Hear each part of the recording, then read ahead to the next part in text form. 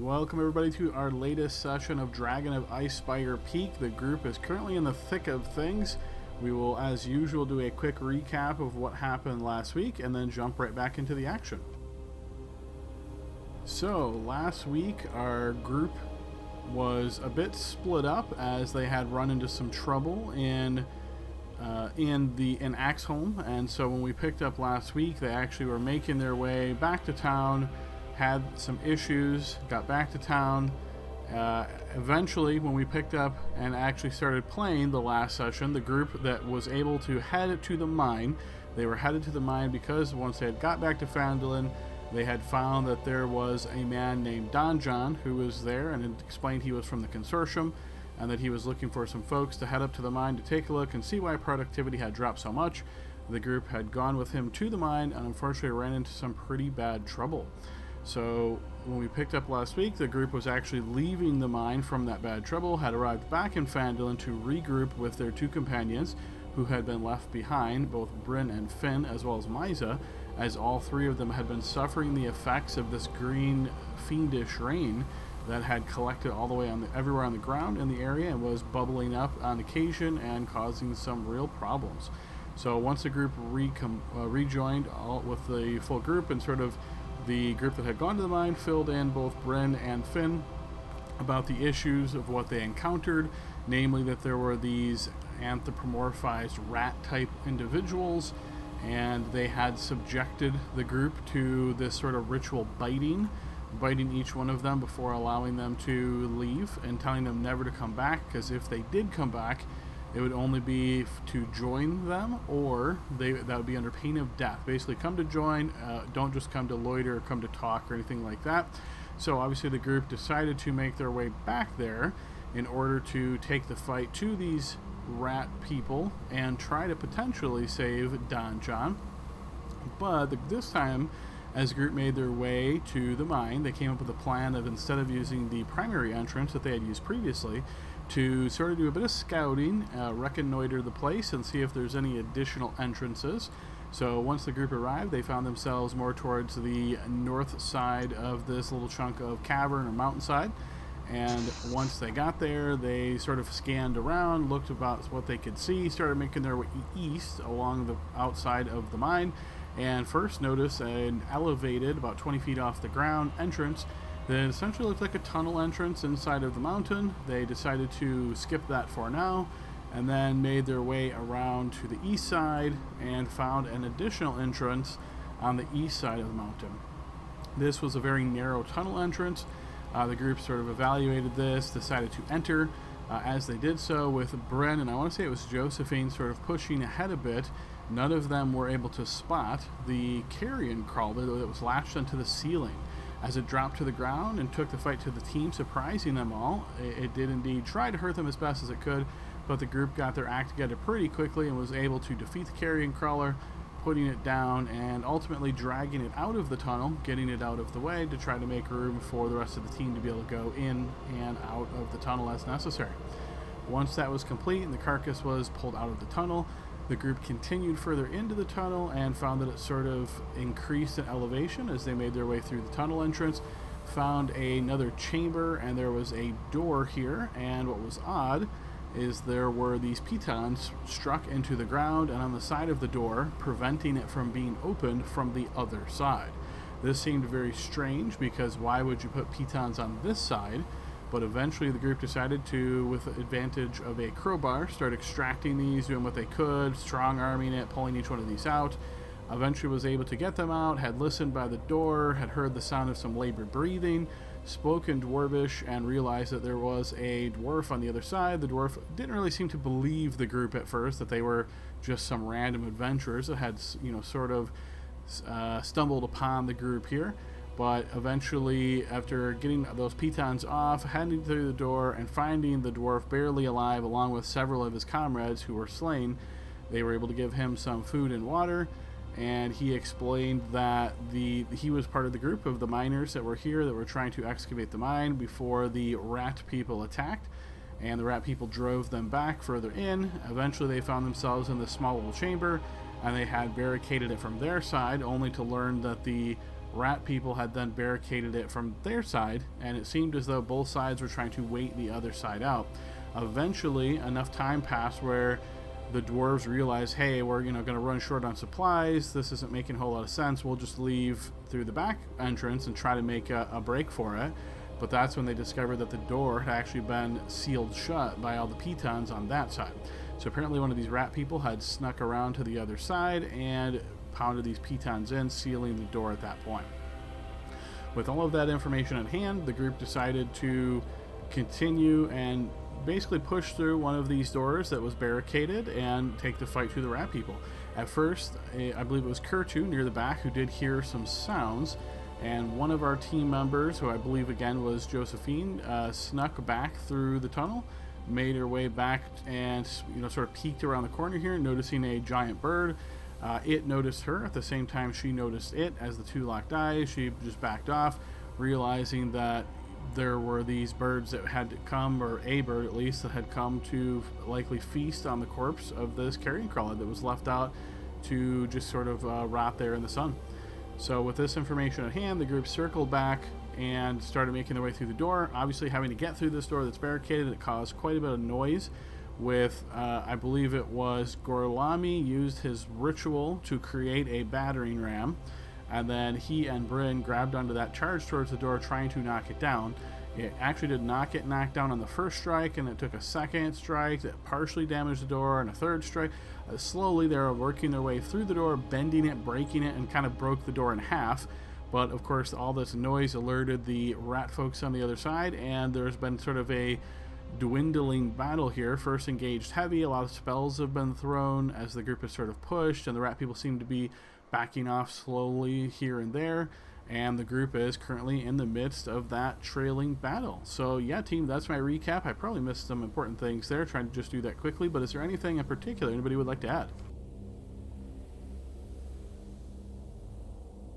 Okay, hearing no additions, we will assume that is an adequate recap, and let's go ahead and get you guys over to the appropriate map and continue where we left off.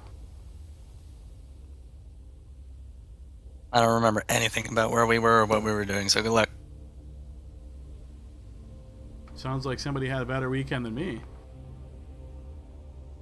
Alright, so this is where we are at, group, and yes, let's go ahead and get some more actionable music on here.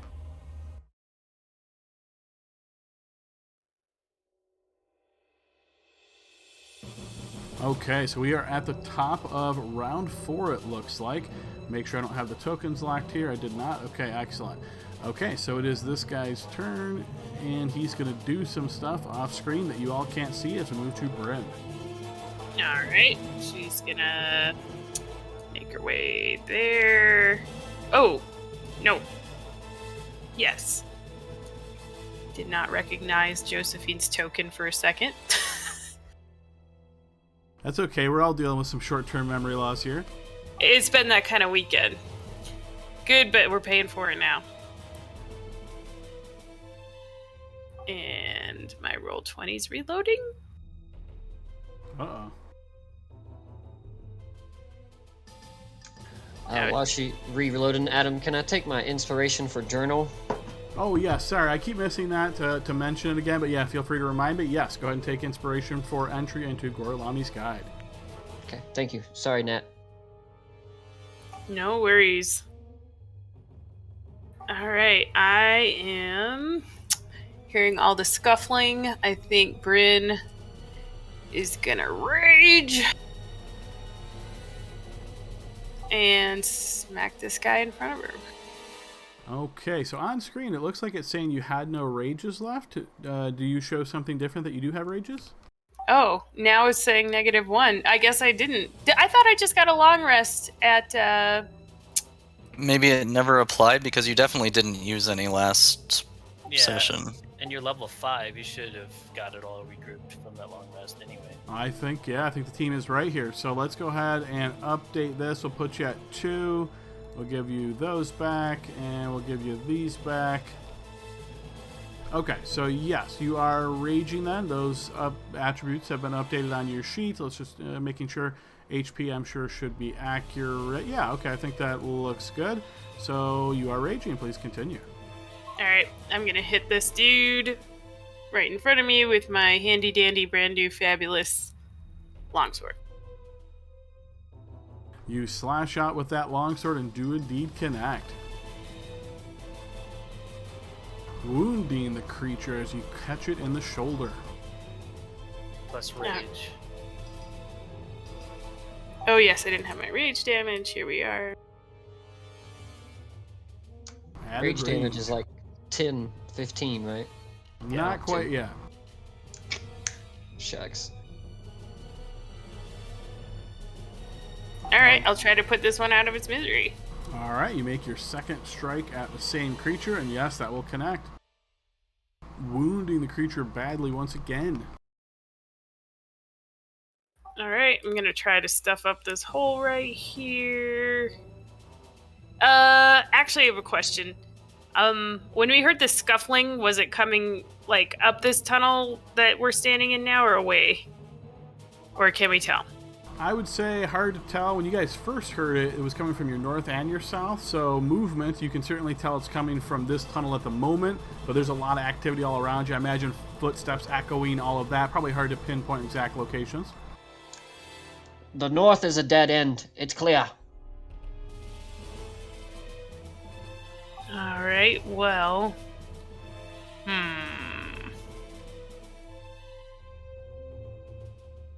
Yeah, I'm gonna, like, walk up and spit in that dude's face.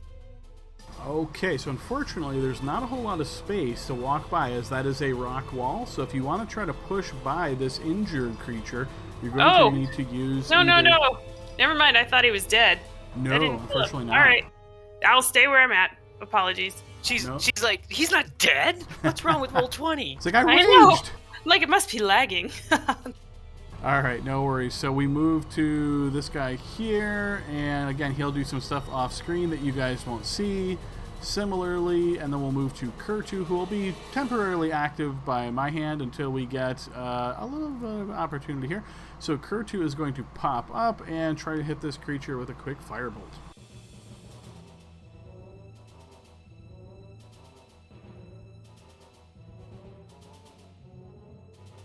Alright, firebolt singes outward, does indeed strike into the creature, and yes, you see it goes down into a burning heap. And is You should play Bill all the time. Just a good lucky roll right there. Okay, next up we move to Finnegan. Alright, Finnegan's gonna move 5, 10, 15, 20, 25.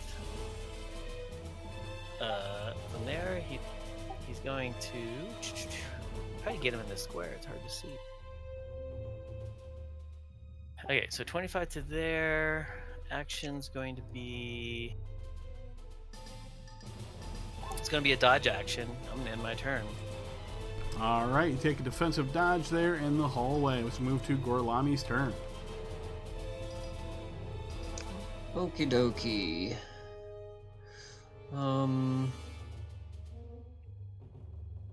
Yeah, I think I'll just slide past Kurtu to this spot here.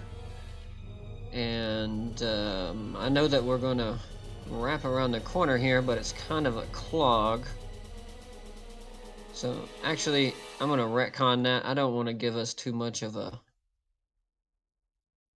Yeah, I can't let you retcon it, because you did see and get advantage of the visual, but you can certainly walk back there, so 10, 20 feet to get back to where you're at. Sure, I'm not walking any further, so I'm just going to move to here so we're not all clumped up together. And I'm going to hold an action to dash down... Here, down this way. Once it's clear, or once I can see that it's clear, Adam. Like, if people move out of the way and I have a clear route to here, I want to dash to that spot. And I assume by clear you mean nobody between you and that spot. That is correct, yes. Okay. If we move as we advance forward. Okay, fair enough. So if at any point in time before your next turn that entire area is clear, we will assume that is the trigger of your action. All right, we move to Josephine. Yeehaw. Okay. 5, 10, 15. What's this guy got in his hands? Does he have a melee weapon or does he have a crossbow?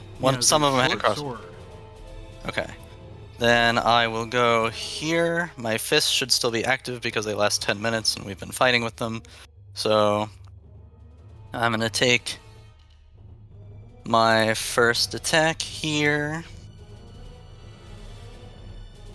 with Magic Punch.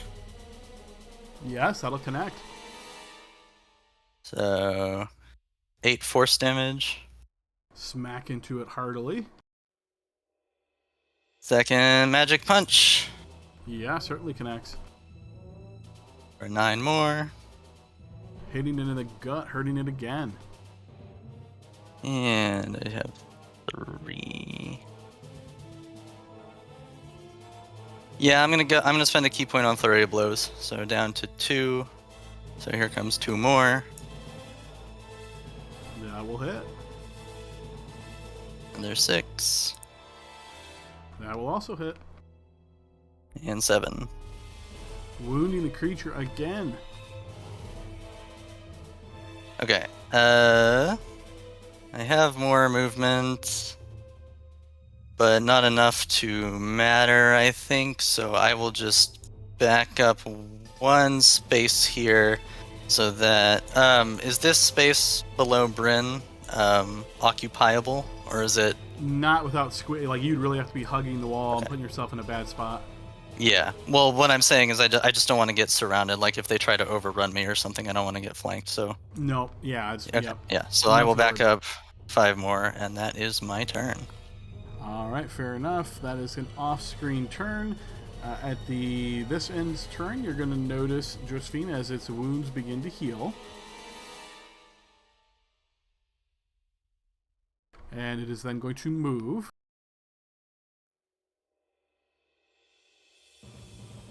And you're going to hear the sound, and Bryn, you probably hear this as well. You're going to hear the sound of glass smashing on the ground. Interesting. And you might start to notice what looks to be smoky vapors.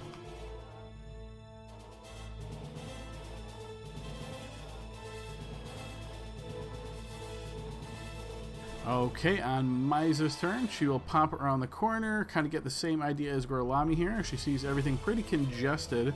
She will step back. Okay, top of the next round. Some stuff happening off screen that you guys won't see as we move to Bryn. Okay, so would Bryn have heard the glass shattering and... Yes. Okay, so Bryn is gonna move.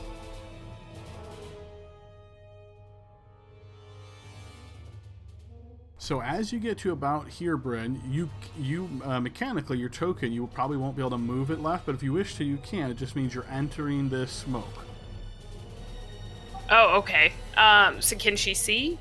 Not through the smoke. No, it's very thick, heavy vapor that is obscuring your vision. Does she recognize this as like poisonous smoke that she's encountered before at all? Give me a quick blind check to see if maybe anything like that triggers in her mind. No, this just looks like typical smoke. Nothing would jump out to indicate poisonous smoke. All right. Yeah, then she'll use the rest of her movement to pursue. All right, so 30 feet will get you there as you push through some of the vapors, and everything seems to be a bit hazy here. So I believe your speed is 30, or is it more?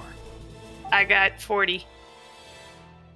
All right, 40 will get you to there, pushing again more through those vapors. Okay. Yeah, if she can't see anything, she'll just dash to continue. Okay, so you burn your action to dash. If you do 5 feet, as you try to move 5 more feet, you bump into something solid and stop here. Is it a person or a wall? It feels like a body.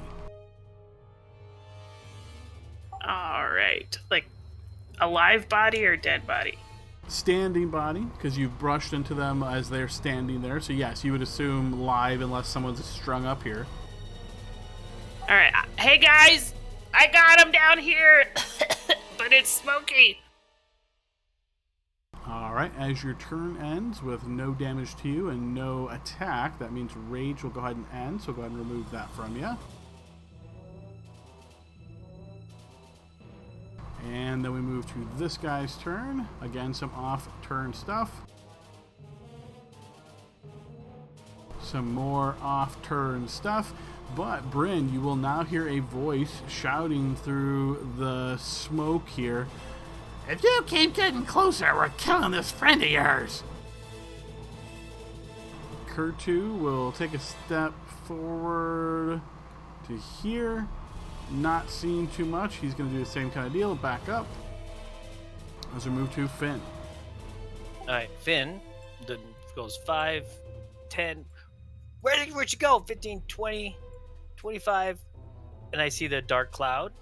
You do, yes. It's 10 feet to your west is like where the tendrils of the smoke are at the edge. Okay. I think she ran into the smoke. I can't find her. They're dead.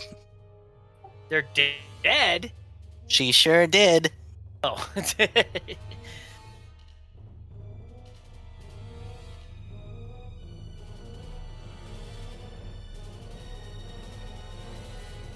Let me read something real quick. Yeah, I can't see her, so there's not much I can do here. I think everything has to... Healing Word, have to see him. Sanctuary, have to see him. You have anything to get rid of the smoke? No. Simple fan would do, I guess. Come get me! And I'm gonna take my last here, and I'll still with the dodge action. Okay, Gorlami. Alrighty, it doesn't look like that space cleared up, so I am going to just move forward on my own. I'll go 5, 10, 15. And then Kurtu and Josephine are not engaged, so I think I can get to here, right? 30? That looks right. Okay, so as a bonus action, I'm going to use one of my adrenaline rushes, which allows me to take a dash action. Okay. But as a bonus action, there's 20. You are in the thick of the smoke here, and you can see it's very, again, obstructing your vision. It's hard to see. It's just like faint forms as best you can make out. Okay, and after hearing Bryn say something's in here, can I see one of those forms in front of her? No. Okay. Okay, then I'm just gonna hold an action to Sacred Flame a rat person if I can see him, or if Bryn successfully makes an attack on like if I can see that she makes an attack and success she hits. So I want for to. ready in action, you can only pick one trigger. Can't be multi-pronged or conditional. So which trigger Gotcha. would you like? Let's go with the if Bryn is successful in landing a hit, I want to attack what she hits as I see it happen. Okay, sure. So if you're able to see something that she has struck, you're then going to cast Sacred Flame upon it. That is correct, yes. Gotcha. Okay. All right. Again, some stuff happening off screen as we move to Josephine. Alright, so this whole, if I'm understanding this correctly, this whole hall starting here is filled with smoke and I can't see anything, right? Correct.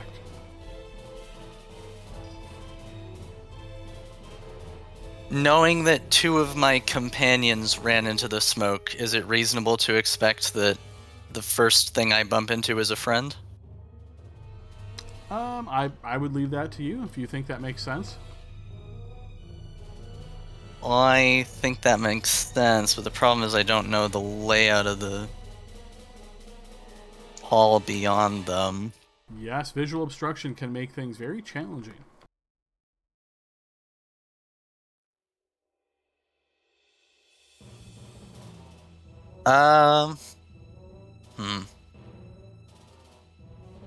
Yeah, I'm going in. Everyone else went in. So 5, 10, 15, 20, 20.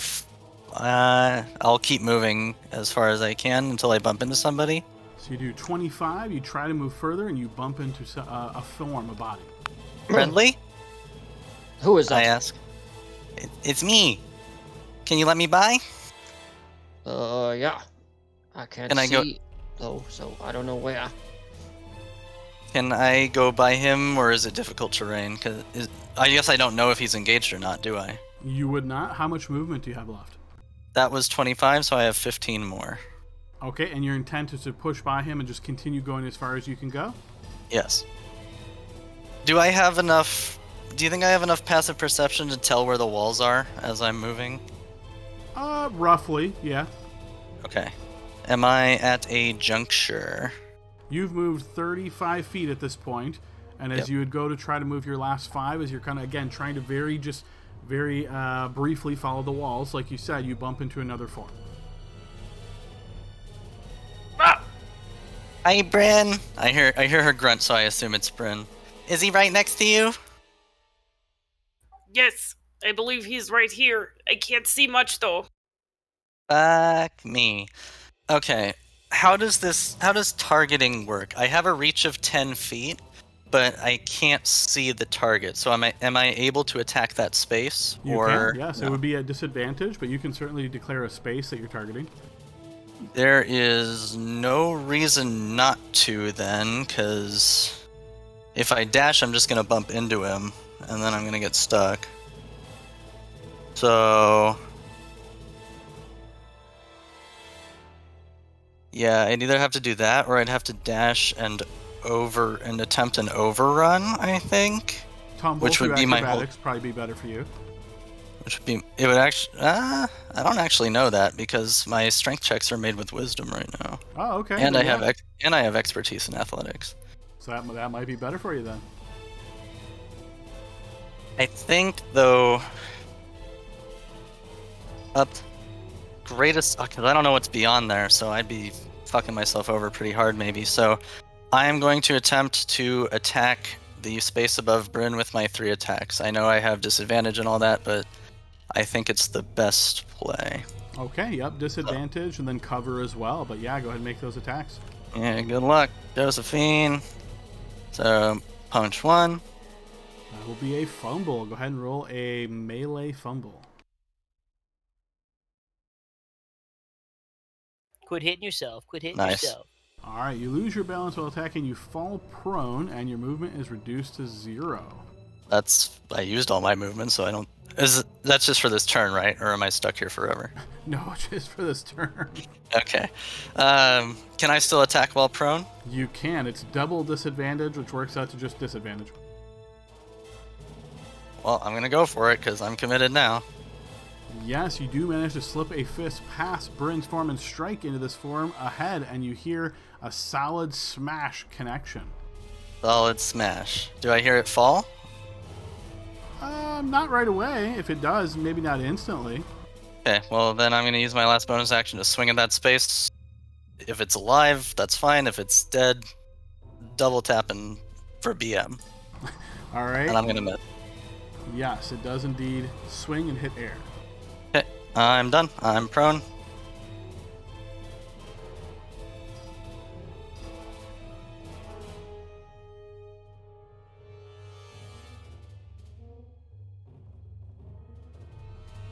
Okay, Miza's going to catch up a bit. Okay, and once again you hear, "Last warning! If I hear any footsteps coming, he's a dead man." Bryn, your turn. All right. Do I see any blood or anything from the one that Josephine just hit? No, you do not. Do I still feel the one next to me? Would you like to try to move to the north? Yes. You step forward. You can see this mist, this smoke is all still filled here.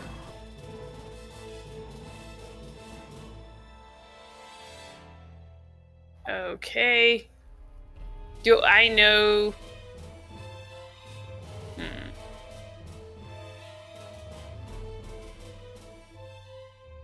All right. Well, I will step up.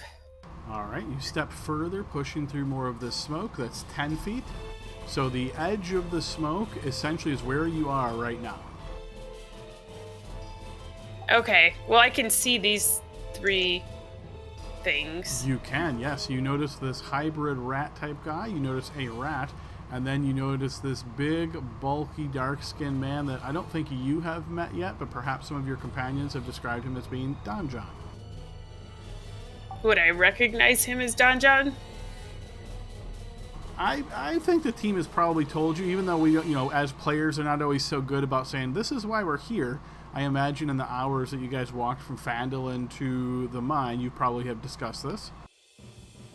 No, we just dragged Bryn out here for no reason. She's just following us around, you know? Just hit stuff. That's pretty much her function.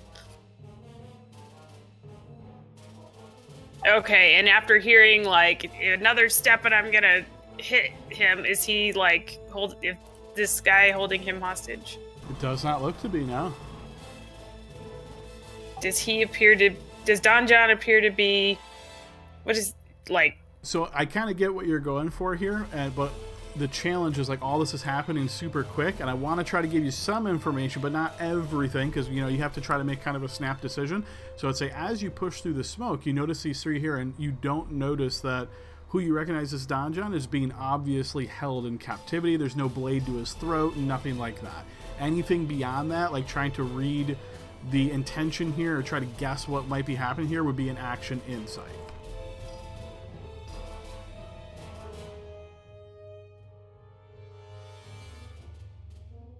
Okay. Bryn's not very insightful, I don't think. So, can she leap up and try and grapple Don John and pull him away? Sure. So you're going to essentially step forward and try to grab your hands out at Don John. Yes. All right. As you step forward, all 3 of these individuals are going to take their readied actions to strike you, Bryn. So first, I'll need a defensive roll against a short sword. All right, you managed to evade that strike, and then a bite will come in. Another defensive roll, please.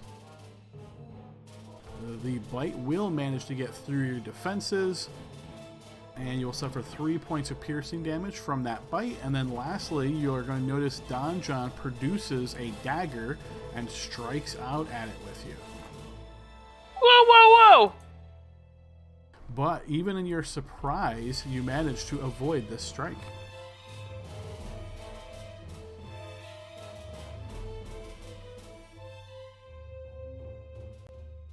Okay, and the jump... Okay. Have I used my action going forward trying to grapple, or does this all happen before I try to grapple him? Yep, action hasn't been declared yet, so you've moved 5, 10, 15, 20 to get there. Looks like about 20 feet to get there. You still have your action. Alright.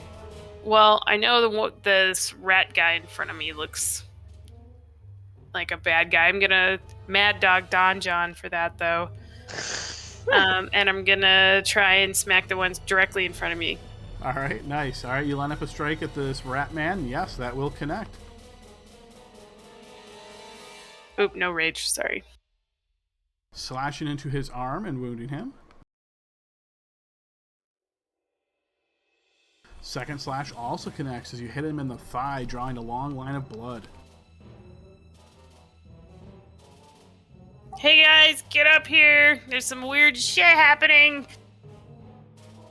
Now that doesn't sound good. Nope. Okay, Bryn, from your side, which you can't see very well because it's still smoky there, is a form that strikes out at you. Defensive roll, please. Yes, you feel that presence. You manage to evade it. Don John, his face filled with anger, strikes out towards you. And I will need 3 defensive rolls, please, Bryn. The first 2 you manage to evade, but on this third slash, as he brings the dagger backwards, it does manage to carve into your arm, dealing 5 points of piercing damage.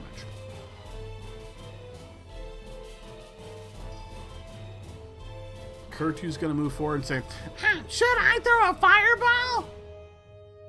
No! We can't see where Bryn is. Finnegan's turn. Good job with the voice, Adam. Thank you, thank you. is fittingly annoying. What kind of weird shit? 5, 10, 15 to Kurtud. So you're trying to push through there, right? So, and Yep. again, being that you can't see real well, is it your intention to just keep trying to push through what you presume to be your allies? Yeah, I'm gonna push through. Finn, Bryn, keep telling me where you are, and I'm gonna go to her voice. I'm over here. As I perceive him passing me, I'd like to roll out of the way so he doesn't trample me. Fair enough. Yeah, I imagine he probably does kick on you a little bit because he doesn't realize you're down there, but nothing to hurt you enough. But yeah, so Finn, you kind of push through, stumble, trying to do what you can, and this is where you get with 30 feet of movement. Okay, I'm gonna hear her voice to my north, I'm assuming. Yes. Can I move 5? I'm gonna action dash. Okay. Yeah, action dash. I'll move 5 north. Okay, you get to here. Again, you can see that this smoke is pretty thick. You can make little trailing bits off kind of close by, but it's hard to see too much clearly. Leave space for me. Yeah, they're up here. There's 4 of them, and Don John's got a dagger. I guess his name's Don John. All right, so with my dash, I still have more movement. Can I move? Can I move to the east? You cannot. Can I move north? You can, yes. Is that what you like to do? I can. Well, no. I want to. Let me get my pointer out. Show to others. Okay. So this is obscured. So there's probably a pole here. I'm guessing. I can see now, right? I'm not sure what a pole means, but you're basically in a tunnel right now that's filled with smoke. Due to the limitations of dynamic lighting, the way it's designed, you're basically seeing probably a little bit more than what you technically could see, but again, assume that you're seeing just kind of vague forms. You're not solidly seeing anything at this point. All right. I see Bryn though. So I get out my. And again, just I want to kill your thunder here, but if it's anything that says you have to be able to see them, technically you are heavily obscured right now. You don't see anybody. Oh, okay. She's up here, and I'm gonna. I can't. I don't want to move further north. I'm gonna stay there because I'm not in. I'm not in melee. I don't think they're near me. Is what I'll say. I'm not without cheating, but I don't think they're near me. Bryn's north. End my turn. Okay, Gorlami. All right. I know that I probably heard Josephine rush by me. She says, "Excuse me," and then she threw that punch and then fell on her butt. So I'm gonna take a big step, try to avoid stepping on her. I certainly hear him coming because he's in like chainmail. So Yeah, that'll actually be 10 feet. Because again, you can't cut through the wall, but 10 feet there. I completely understand. I think I might be stuck in the wall. If you want to, Yeah, so you probably are. Where would you like to go, Gorlami? just that one spot in front of Finn. I'm gonna brush past him as well, but I can't see what's in front of him. Okay, so you push by again. Due to the way the dynamic lighting is, you may be able to see things from here, but keep in mind you're still heavily obscured, so you aren't able to see anything, quote unquote, see mechanically. I completely understand. I'm just going to, as I kind of move forward at a slower pace, I assume that I bump into Bryn and I say, Bryn, that you? She's She's AFK, AFK. but I'm sure she says, "Yeah, that's me." Yeah. yeah, that's me. So You can if do I it. can, if I can see vague forms, then I want to just take a hammer swing at the form closest to me that I know is not Bryn. Other than Okay. Finn, not backwards, obviously. Sure, yeah. You try to make an attack through not being able to see much here and try to strike out at the creature. Huzzah! That will manage to connect. All right. All right, you smash down upon this creature and you hear a sickly squelching sound as you nearly kill this creature in one blow. Huh? I got you, little thing.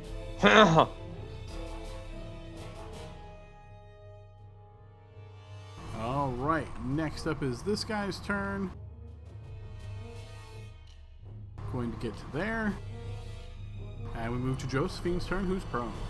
Josephine stands up, spending 20 feet of movement to do so. How do I get rid of this thing? You click on your token, and then on the top you'll see something that says toggle condition. Choose Toggle condition. Yep, and then just Yes. find prone. Goodbye, prone. Can't wait to do it again next turn. Alright. So I'm going to move forward. I think you might have to do this for me because I'm going to get stuck in the wall probably. All right, you push forward 5 feet. I will keep going until I bump into something that won't move for me, and I'll say, coming through, coming through. Go ahead, just to the north. I'll keep going north. All right, so you're attempting to push through Finn here. Then you would bump into another form. So this is 5 feet. Bump into another form. That's me, Josephine. They're in front of us, but I don't know if there's any space. I can't see. Bryn's right That's in a front of me. problem. So, what happens if I keep trying to move and I can't move anywhere? If you run out of movement and you end your turn there in an occupied space, you fall prone automatically.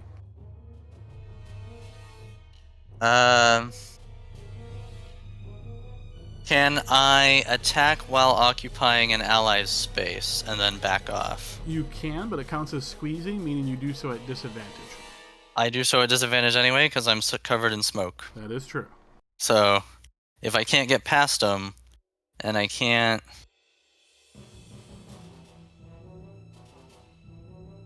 I know I can't, well... I shouldn't make that judgment call.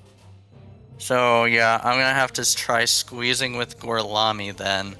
And I'll ask him if he hit something and which direction he swung. I'm gonna point my... I think I've already talked. So just to clarify, so you stood up 20 feet, 25, 30. You're Yep. entering his square. He is engaged, so this will count as 40 feet of movement, and now you're sharing a space with him. Oh, shit. Well, you know, that's fine. So, am I still blind? You are. Yes, you're in the smoke. Okay.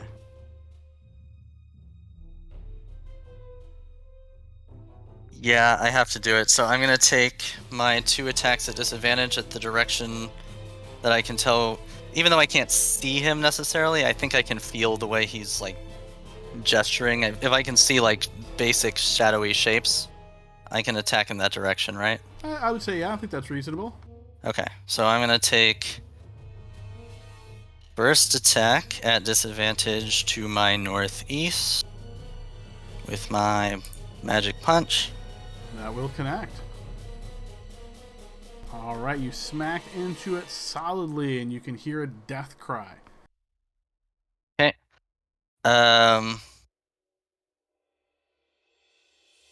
Can I tell that Bryn is engaged if she's right next to me? I would say, based on the sound of movement and so forth and combat, yes, you would assume she's engaged. Fuck, this is hard to do without metagaming. Does it feel to me like these tiles are spaces that are unoccupiable? The one to your northwest is unoccupiable. The one to your northeast, you could only do so by squeezing. Okay, but I knew there was a thing there, and I just heard it die. You So knew that I there don't- was a small thing on the ground there, yes. Okay, so then I think the only other direction I can really reach is directly over Bryn, so I'm gonna take my second attack at the space beyond Bryn, so north of her. Okay, disadvantage and cover. It's disadvantage all the way down, but we're gonna try anyway because no reason to just waste the attack. Boom. That will miss. Okay, so then, so that I don't fall prone, I'm going to spend a key point on Step of the Wind and back off until I feel that I'm not occupying a space with anyone else. Okay, fair enough. So you're going to move 5, 10, and find yourself in an empty space. All right, that is my turn. Let me just mark that off real quick. I'm guzzling this key, this effect combat. And that is my turn. Okay, this one is going to attack you, Bryn. Defensive roll, please. Yes, you manage to evade as the rat's maw bites forth, but is unable to connect. Miza is going to move a bit up here. Bryn, you're going to notice this creature's wounds seeming to knit up on their own. It is then going to attack you, Bryn, so I will need 2 defensive rolls, please.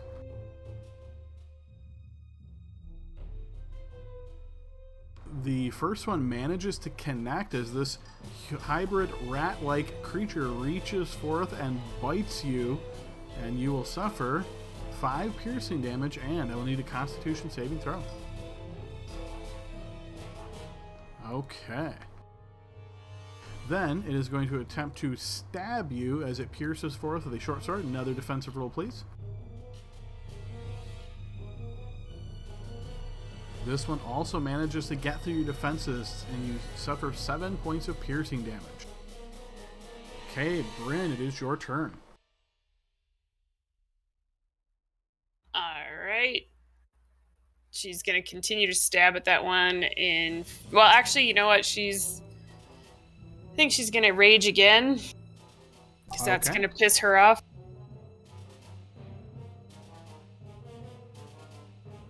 And then she's gonna stab at the one in front of her that just attacked her and bit her. Alright, as you go into a rage and look forward towards this creature to strike it, it's something kind of strange. You realize you don't really want to strike this creature, making your attacks at disadvantage, but even with this hesitation, you do manage to connect on your first swing.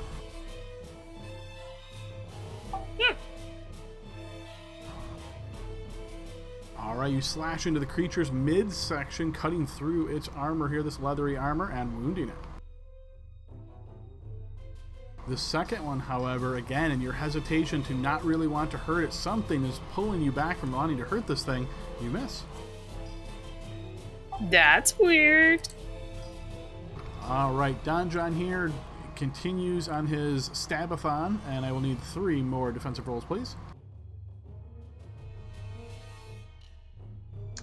Call in this Friday night. Don John Stabathon. Anticipating these attacks, Bryn, you manage to evade all of them. You pay for the whole seat, but you only need the edge. There you go. Sign him up.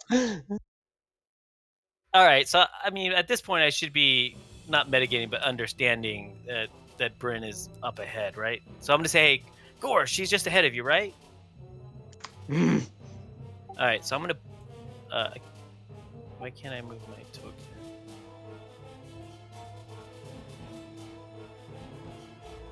Can I move up? Oh, can you move me up to Gore? Excuse me, Gore?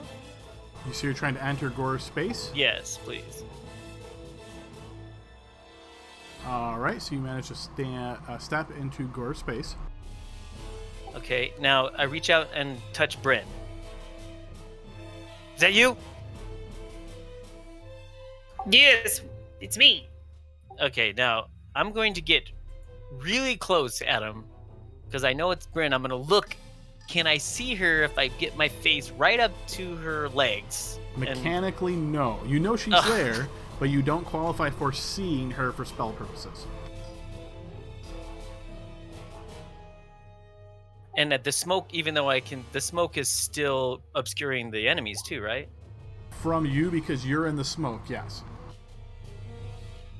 Don't worry about me. Worry about yourself and the others. Don John has lost his mind. Okay. Should we disengage or retreat? That's what I'm going to say right now. No, we got this. Stupid smoke. All right, then I'm going to. Do I need for a firebolt to see a target? I don't think so. Post the text one. I think you can just say you're aiming in a certain direction, unless it says you must see them. Yeah, just creature within range, so you don't have to see them. Nice. All right. Then I'm going to, tell Bryn, duck to the right, no, duck to the left, and I'm going to fire in front of her a firebolt. I know that's just mechanically I still have cover, but I just want to say that. Cover with disadvantage, yes. No, it makes sense. You give her the, dance steps to the left, to the right, and the fire. All right, firebolt swinges out there, but strikes the wall. Okay. Let me read Healing Word, make sure I'm not missing something. Your creature of a choice that you can see. Yep, okay. Nope.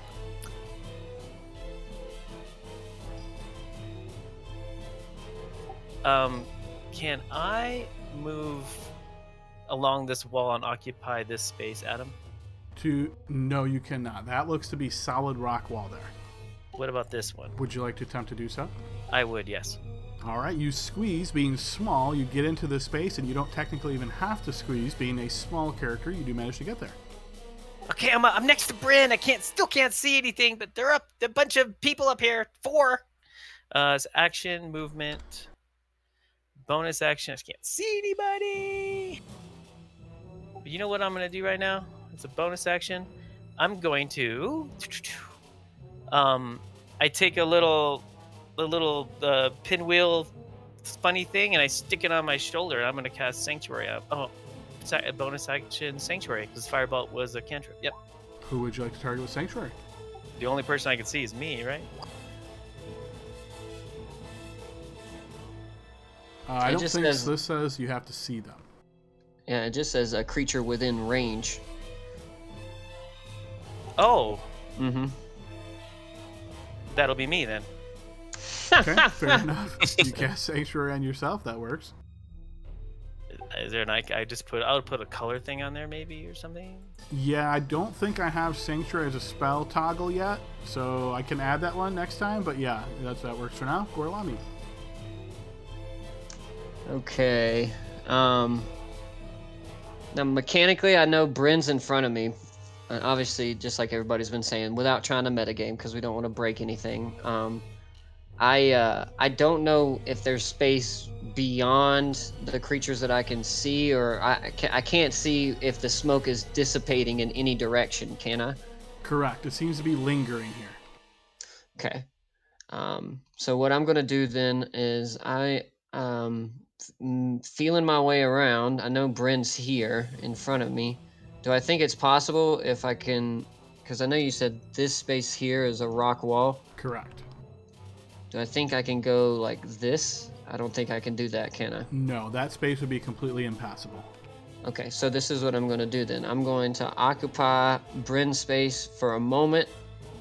For some reason, my token's locked. There it goes. And I'm going to bring down my hammer on the same creature that she was fighting. Okay, yes. And as well, Gorlami, as you strike out at this creature, you realize you really don't want to hit this guy. Your attack is at disadvantage. It's okay, they're all at Would disadvantage. be anyway because they're squeezing, right? Yes, Can't that see too. nothing. So as you guys see him raising his hammer to attack, you see him, well, I guess you can't see him, but you can hear him whispering some prayers. And as my bonus action, while it's swinging, I'm going to cast Searing Smite on my weapon and bring it forward, hoping I hit.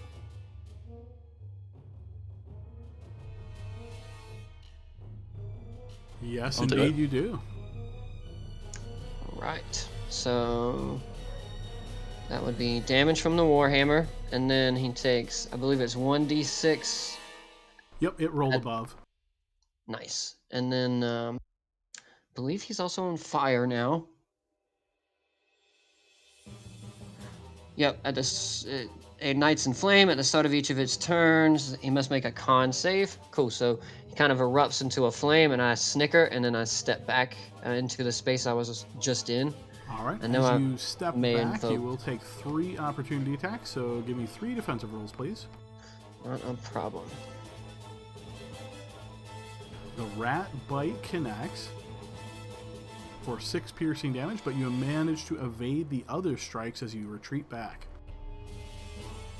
Perfect. And it was the rat. I got you. Okay, cool. And in my turn. So, No con save is what I meant, right? It should be, right? Because you're still concentrating on Searing Smite, but it looks like we didn't have that con indicator on you, so let's go ahead and throw me a con save. I think once I hit, it's done. It just says on the next time you hit a creature with a melee, so it's already done. Once I hit that one guy. So it says at the start of each of its turns until the spell ends. So when does the spell okay. end?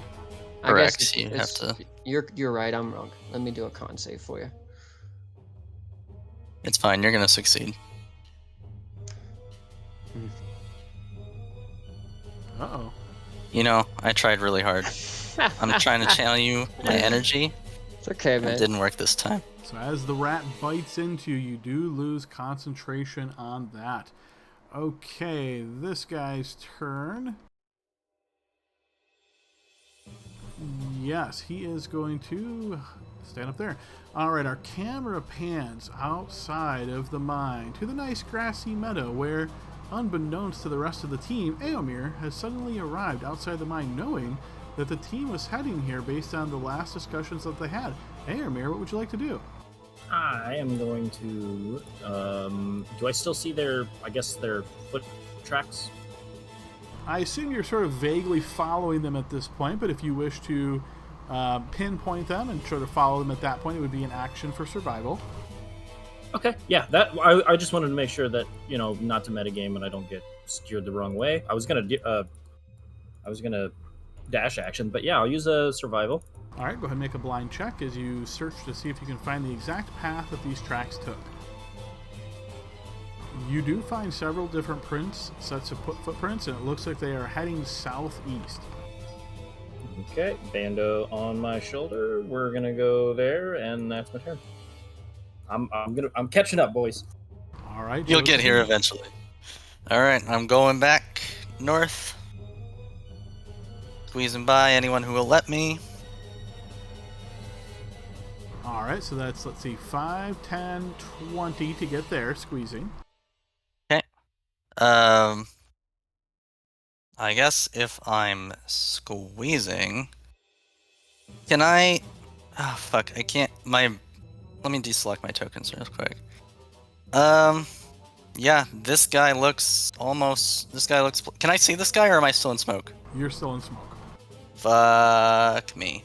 Well, I can tell that Bryn is engaged with something right in front of her. Correct. I'm sure because I'm sitting right in her space. Yes. So, yeah, I will go ahead and make my disadvantage attacks against that.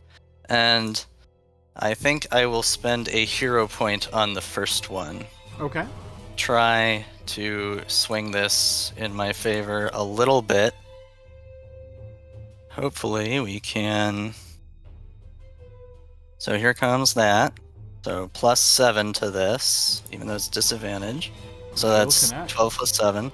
So here comes the smash. You smash solidly into this creature, and you can hear the sound of a heap hitting the ground. Fuck yeah. So then I'm gonna... Can I tell I'm at the edge of the smoke, or... Yes. No. Okay, so then I will... Yeah, you know what? Fortune favors the bold. I'm going to go ahead and move into that space. Which I think I can actually do myself. Well, you can do it for me, that's fine. And then I will take... Seeing Donjon, I don't think I've seen him attack anyone, so I don't think I know... Well, he's holding a knife and he's like looking at us, so... Well, you heard Bryn say too. She said, Don John's going crazy. He just attacked me. Earlier. Sure. But I think it's more important to protect my little gnome friend this turn. So I'm gonna take my second attack at the rat. Is this still disadvantage, or do I have... Nope, you're out of the smoke. You're good. Okay. So here comes smash number 2. That will 14? connect. 7? Exactly how much you needed to do to kill this creature as well. Nice. Is this door closed, or is it open? That door is supposed to be open. Let me see if it's actually open. Because I can see the edge of a token, but not into that area. There you go. So I still have my bonus action, I think. So I will take the attack at the rat, because I have 10 feet of reach, and it's still a melee attack, so this should not be at disadvantage. Unless you know something I don't. Not in this Which one. you probably do. Probably a lot of things, but not in this case. Yeah, again, I should be offended, but I'm gonna let this one. So here it goes. I don't know if a 13 hits or not. That does indeed. And Or yes, 9. you destroy this one as well. Get fucked, rat. And then I'm good here. 'Cause I don't want to take any opportunities. Alright, and yeah, Miza's kind of still holding back here. as we move to Bryn's turn. Oh, and as a free action, I'll look at Don John and I'll say, "Ew, what the fuck, man?" And you see he looks at you kind of confused. You see this kind of recognition, like he knows who you are, and this is giving him a bit of pause.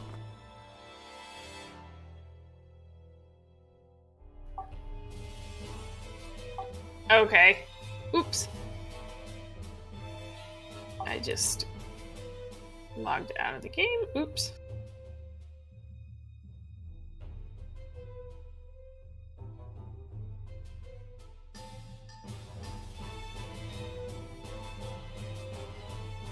Bryn's gonna stab out at Don John. All right, yes, go ahead and make your attack as you swing through the smoke. This will be a fumble. Go ahead and roll a melee fumble, please. Don't fucking hit me, please. Oof, this is a bad one. Okay, so you lose your footing while attacking and fall head first. You fall prone. I need a con save, please, Bryn. All right, so essentially what happens here is you swing through the smoke towards this figure. You slip on the ground, face plant, smacking your face solidly right into the ground and knocking yourself unconscious.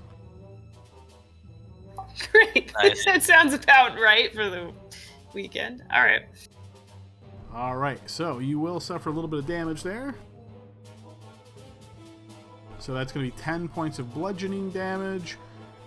Let's see, or does that say? No, it's not bludgeoning, so just straight up damage, so it won't be resisted by rage. You're unconscious, which will make rage automatically drop. Then we move to Don John, and you see he looks towards you, and you see him kind of blinking a bit. Josephine? Yeah, man. What's up? What's up with the knife? You want to explain yourself? They said raiders! Raiders were coming in! Rescuers is what they said. We're here to finish the job that you hired us for, remember? You see he spins the blade in his hand and is essentially sheaths it. Is there anything anybody's doing combat-wise that we should continue in combat order at this point? If I heard Bryn fall, can I check to see if she's okay? Sure. Would you like to try to get her out so you can see her? I guess I'd have to drag her out of this. That's what I was thinking would make the yeah. most sense. But yeah, I would assume, yeah, so it sounds like we probably end combat there, so let's go ahead and do that. So we'll stop the combat music, we'll get rid of the turn order, and yeah, so you want to then try to sort of grab her, pull her out a bit, and get her more in the clearing where you can actually start to see and sort of do a quick check of her and see, what the extent of this damage is. So yes, you are able to sort of pull her out a little bit. Go ahead and throw me a blind medicine check and we'll see how well that goes. She's clearly unconscious. You can tell that just by looking at her. You're not sure how long this is going to last or anything along those lines. You just notice a big bump on her head. Do I know if her life is in danger from that, or can I tell that she's stable? Based on your check, I would say you can tell she's stable. She doesn't look like she's bleeding out or anything like that. So unless there's some kind of internal injury that you wouldn't know about, you assume she's going to survive. Alright, Bryn's just taking a nap, guys. Should we reconnoiter somewhere out of this smoke, maybe? I'm gonna look in this room, Adam. What do I see? Alright, so you pass by that smoke area there and poke into that next room.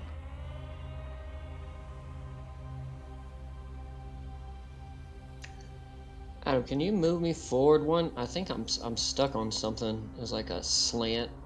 There's like a visibility blocker here that's kind of probably fucking with you. Yes, indeed. I assume, talking out of my ass, because I don't know how Roll20 works on the back end. Well, you got it totally right. So yes, Finn, as you step in there, you can see this is a small sort of like half-circle cave. It looks to contain 6 wooden cots. Grolami, you step forward. As you guys are sort of catching your breath and looking around here, you can see that the smoke, it seems to be, after about a minute or so since it was dispersed, it does begin to dissipate. Does Bryn seem like she's starting to wake up at all?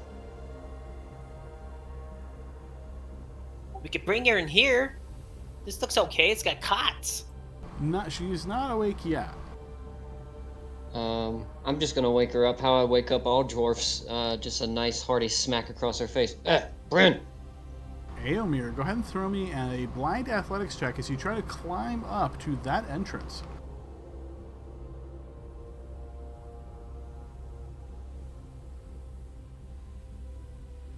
Does Bryn wake up? Not quite yet. Aomir, as you attempt to scale this and climb to the top, you get about 15 feet up or so before your footing fails you and you slide back down harshly, hitting onto the ground and suffering 4 points of damage. Okay, going back to Gorlami here, what was the? How are you trying to wake Bryn up? You said how you do everybody. What can you describe? All the dwarves back home are super hardy sleepers. You know, they're cave sleepers. So you gotta slap them with a little force to get them up. So I'm just gonna give her a good unarmed strike right across the face, but it's in the form of an open hand smack. So you're just slapping her straight across the face to try to wake her up. Just punching her in the face. Yeah. I mean, that's how Gorlami would wake any of you guys up. So don't pass out on that random. All right. So I will say, what is your strength bonus, Gorlami? 4. All right, I call this 2 as you cuff your, try to do as little as you can, so half of that, but you cuff her in the face for 2 points of damage, and this does seem to rouse her. As you open your eyes there, Bryn, kind of blink, look around. The rest of the team, you notice a big, huge red welt handprint right on her face. Bryn will wake up and try to punch whoever just smacked her in the face. Yes, it was me. Are you okay? I want to see an attack roll. Do I roll an attack roll? If you're being honest and you really want to attack, I'm sure thing. Kick it to the PvP server. Let's get it on. I'm gonna lean my face down into it, like, I expect it because that's also how most dwarfs wake up. Although she is still prone, so this would be maybe a disadvantage. Doesn't matter. It looks like she's gonna smack you anyway. Indeed, yeah. And I assume this is a full powered punch. Yes. All right, so she will punch you back again, Gorlami, for 3 points of strength damage with a solid sock to the face. And then I'm gonna reach my hand up and help her up. And she accepts. And nods. Did you say that, Don John, did he swing at you? Yes. He hurt me. He's attacking all of us, I think. I didn't know who she was. It's true, he hasn't met her. Yeah, but why were you standing with him anyways? I mean, took up arms with him? For what reason? Oh, unfortunately, that is a long story. Maybe we can find some place to talk about it. Maybe just where your little friend is there. Yeah, let's do it. I don't like being in this hallway. Aomir, it looks like you would like to try to climb that again. Go ahead and throw me a blind athletics check once again. I'm gonna say, where's Aramir? Isn't he supposed to be with us? What do you think about that? This time you do so excellently, expertly even, as you jump rock to rock to rock with no difficulty whatsoever, springing up into this little tunnel. As you find your way up here, you notice a small winding tunnel that sort of descends into the ground. We'll stay on Aomir for just a moment here, as he's not gotten much screen time. So Aomir, you kind of come around the corner here and find yourself facing a door. Is it closed? It's closed. It is. Can I do I still see the tracks of my partners? No, you feel like those tracks actually moved more to the southeast, and you took this other plan, maybe dreaming of big giant birds. And so as you entered, you're on stone ground now, no longer seeing signs of pursuit or travel.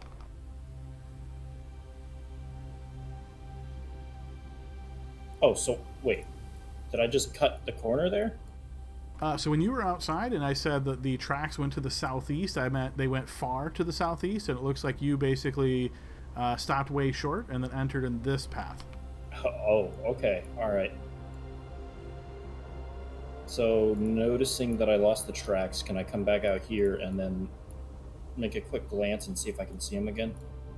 You vaguely can tell from up here, it looks like they continued moving to the east in a southeast fashion. Alright, I'm gonna sigh and slide down. Do I need to make another athletics check? Not going down, nope. Okay, cool. Alright, following the tracks. Ooh, yeah, this is fun. I remember this. Yes, you see what looks to be graves here on this side of the mountain. Okay, do I see where the tracks lead to out of this graveyard area? Seems to be like they're heading to the southeast.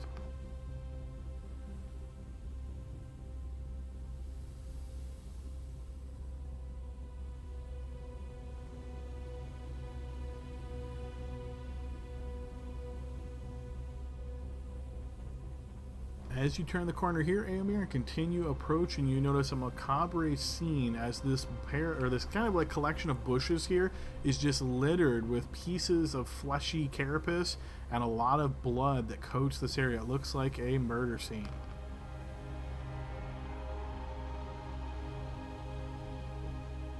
Okay, walking slowly. Can I just keep my eye out for any kind of... just to not be surprised? Passively perceptive, sure. Yeah.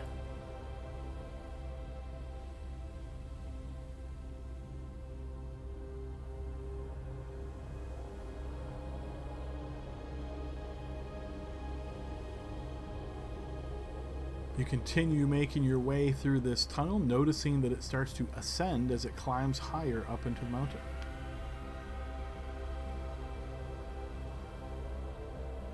Oh, hey, that's fun. You turn the corner here and you can spot a few bodies on the ground. These look to be of dwarves. I am stuck. I would like to be there.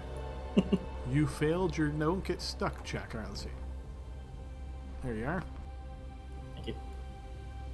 All right, as you come across this corner, go ahead and throw me a blind check. Fun. Okay, yeah, you come around the corner, you see these 4 bodies. Okay, following the tracks. I'm gonna keep moving here.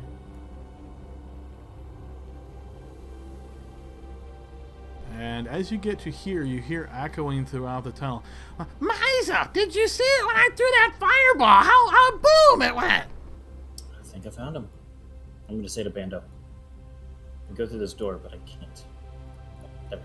You notice this door is halfway broke as the top looks like it has been smashed solidly, bending it inwards, though the bottom half is still intact, as the other side of the door, the west side, was P-town to close, so you have to sort of hurdle over this little piece to get to the other side.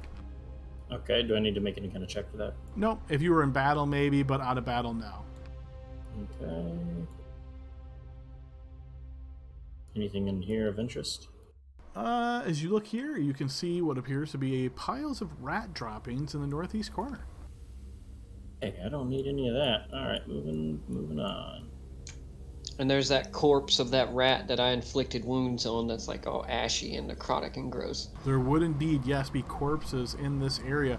As you come around the corner, though, Aomir, you spot both Kurtu and Misa, and Misa has this sort of like, very interesting look on her face as she's speaking with Kurtu. Yeah, I'm gonna kind of walk up behind him. Hello, thank you, or welcome, and hello, friends. Been a long travel. You did find us.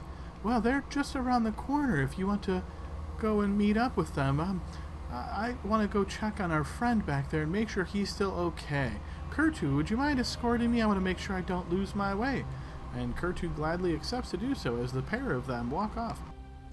As they're walking off, I just want to say, hey, like scream and yell for us if you need any help. They say they will do so. I look over as Aomir comes around the corner and I say, great. Elf, help us interrogate this man. Don John? Yeah, he attacked Britain. He took up arms with the whale rats. Explain yourself, Don. You said go in this room here, but why would I sequester myself behind a door with you? Well, your friend here said she did not want to be in the hallway. It seems to make most sense to just find ourselves in some area that's secure. So you attacked Bryn, eh? I attacked some raiders that were coming through the smoke. Couldn't really see them much myself. Yeah, but why did you take up arms with them to begin with? Well, you see, they told me that it was punishment for my transgressions coming into the mine here. When they let you all leave, they didn't let me leave, so I'm paying the punishment for you all, you understand?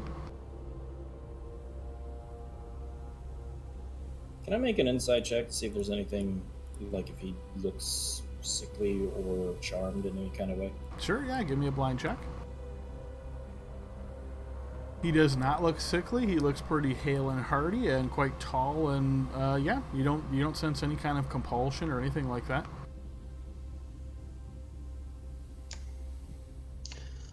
I understand, Dawn, but So you see, you probably figured some of this out by now, but yes, indeed, I heard you use the term were-rat, and I believe that's exactly what these beings were. Well, they did indeed curse me with a bite, and I imagine some of you have been afflicted as such too.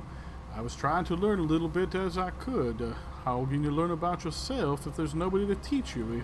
It would be great to get rid of this curse, of course, but unfortunately I don't know anybody that can do so. I don't suppose you all know anybody that has such that powers? Not that I know of. In fact, that's why I'm running late. I went to go study it from him, but I couldn't find anything.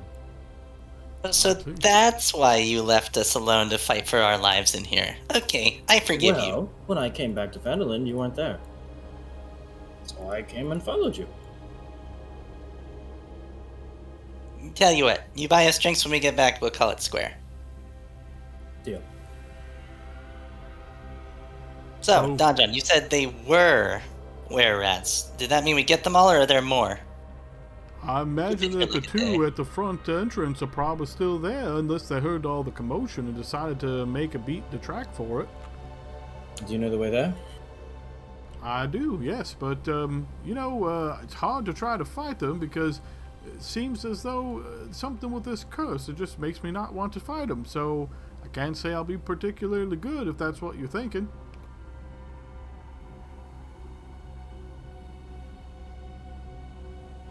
I mean, Did you have some any of us are cursed, probably, and we beat their asses just fine, so we'll go with you. I imagine you all are much more skilled fighters than I am, though, so if you think you can take care of it, then, yes, I can lead you there. What else can you tell us about this place? They got any cool shit lying around? No, not that I've seen so far, but they did kind of keep me sequestered in this little area here. I didn't see much hide nor hair, but what they showed me kept me on a short leash, you might say. Then why don't we look around before we go picking more fights? Maybe we can find something cool. And before we go anywhere, I'm gonna get my little. It's only a verbal component, so I'm not sure I'm gonna do healing word on, theater-wise, but with my artificer, I'm just gonna say, "Hey, Brent, you did great in there. You probably should feel a little better after this." Were those little tonal things where you just hit it and it goes wah, maybe something like that? Yeah, I like that. I can do like the tuning fork. There you Great go. idea. Yep. Great idea. Yes. Thank you, Finn. can you guys hear me okay? Yes. Yes. Okay. As I see Finn do that, Gorlami will also give her a little bit of a heal as well. Okay.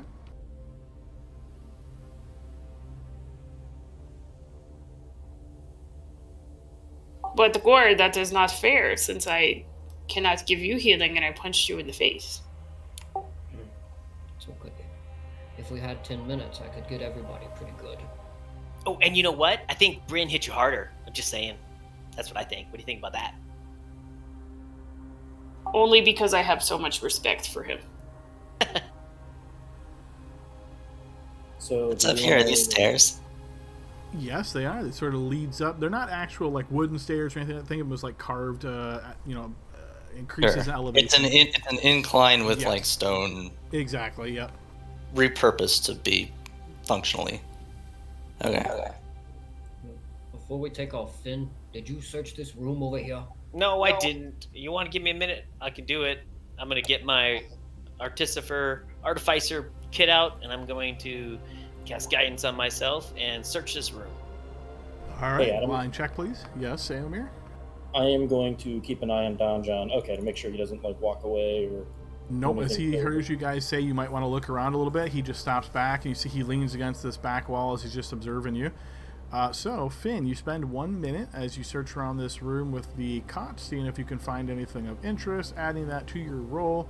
No, there doesn't seem to be much of anything of interest here, just these cots, maybe a couple personal effects, a pair of clothes or a pair of shoes on one side of the cot, nothing of value. Hey, who threw that? Hey, Don John, did you throw that smoke? I heard glass. Do you ever have like a vial of smoke or something? What was that? What do you think about that?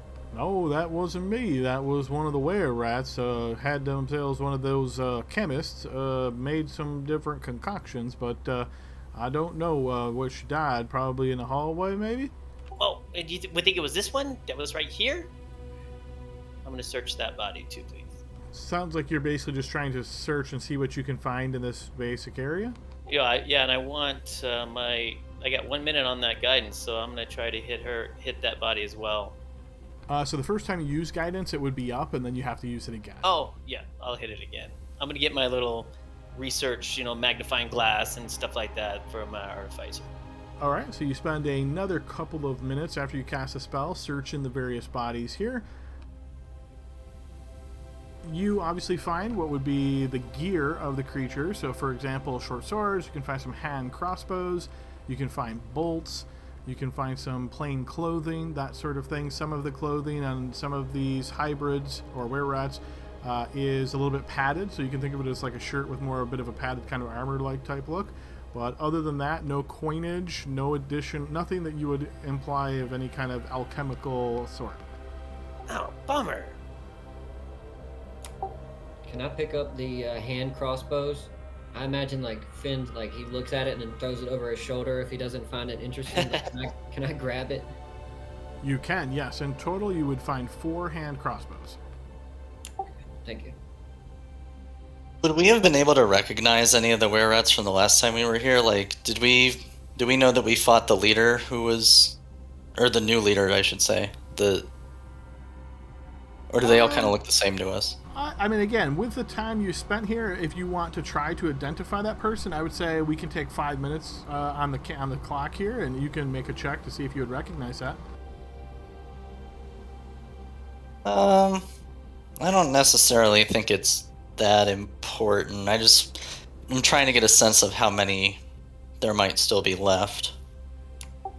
If you take that 5 minutes, Josephine, I can take a 10-minute to say a prayer. And Gorlami will say, the prayer will heal all of us. Give us some extra oomph, in case we need it. I'm doing okay, but if you want to, sure.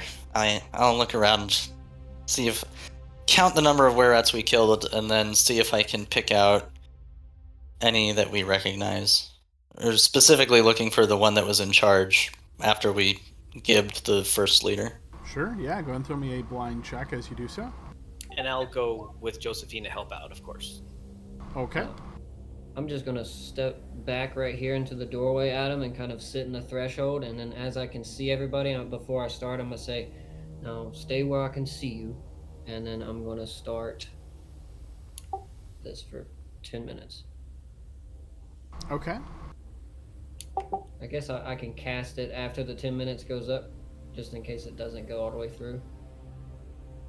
I'm not sure what you're asking there. Can you ask that again? I think you spend the spell slot as you start casting. Okay. I think. Yes, yep, that would make sense, right? Because as you start same with like ready and you pre-cast it. Okay, so yes, as you're ritualing up this prayer of healing, the rest of the team, or a couple of them at least, are searching around here. You do count 4 were-rats that were slain. You notice that as they're dead, their bodies shapeshift, however. As you look down, they just look to be humans now. You do recognize 2 of them as some of the humans that you spotted when you turned the corner, but you'll recall that the one that was the quote-unquote leader was hybrid when you fought her. And as you're looking at the bodies now, you cannot tell if one of these that is now human was that leader or not.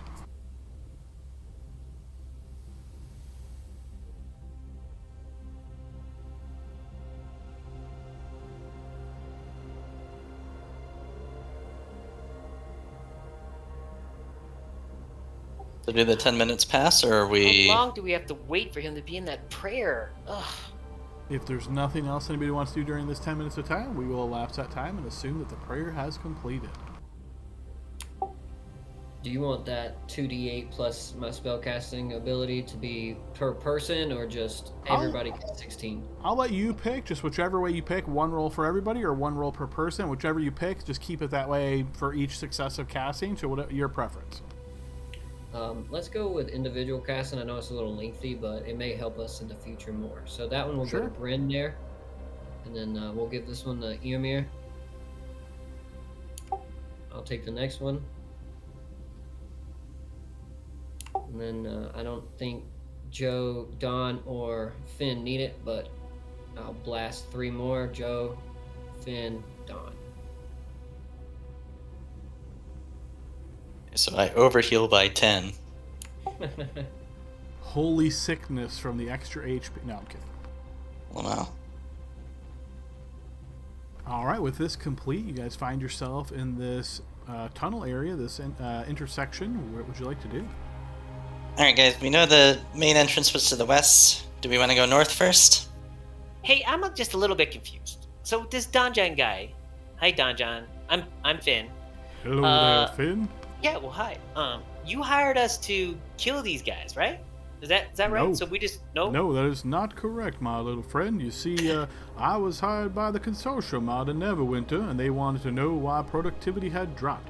So I engaged your allies here as a bit of muscle, hoping that all it would do is take a little bit of intimidation and get these folks here just back on track. That's when we found that there was actually more of a big problem here than we originally thought. These were-rats, of course, had taken over the mine from the dwarves. Oh, okay. So now we got to figure out the source and why.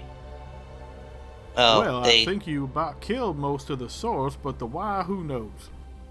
They told us they were chased off of out of their home, and they took this one. All that, but You know, I was reading Reggie's journal, and he said something about that shrine, or what was it, Connieberry?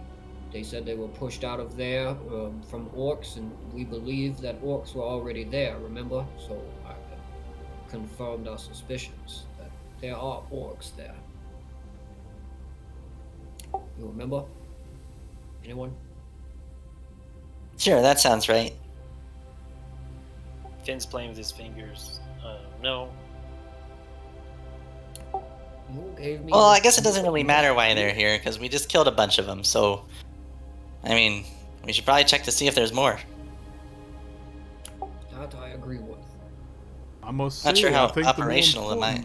I think the more important thing is understanding how we're going to live with this curse, those of us that have been cursed now. From what I understand from talking to the leader here, says that the next time there is a full moon is when we'll first notice some odd effects. If we don't want to have those odd effects, we're going to need to find somebody that can help us. You will need to find somebody who can help you, Don. I think maybe it's not just me there, though. Yeah. Sure. Oh, so maybe there's something in here that could help cure us. Why would the were-rats have stuff to cure their own thing? Don't they want to be were-rats? Well, I know. Sometimes I just say things out loud without thinking about it.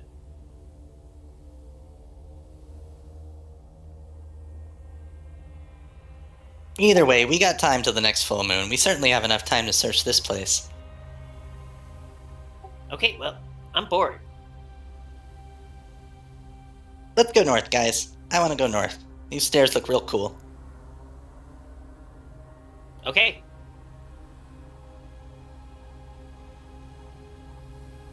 Hey, Don, I guess we're going up here. Bye. Oh, you can come with. Why don't you come with? Oh yeah, I'm gonna be watching him. That's right.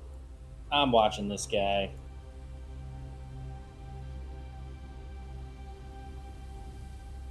Ooh, more stairs.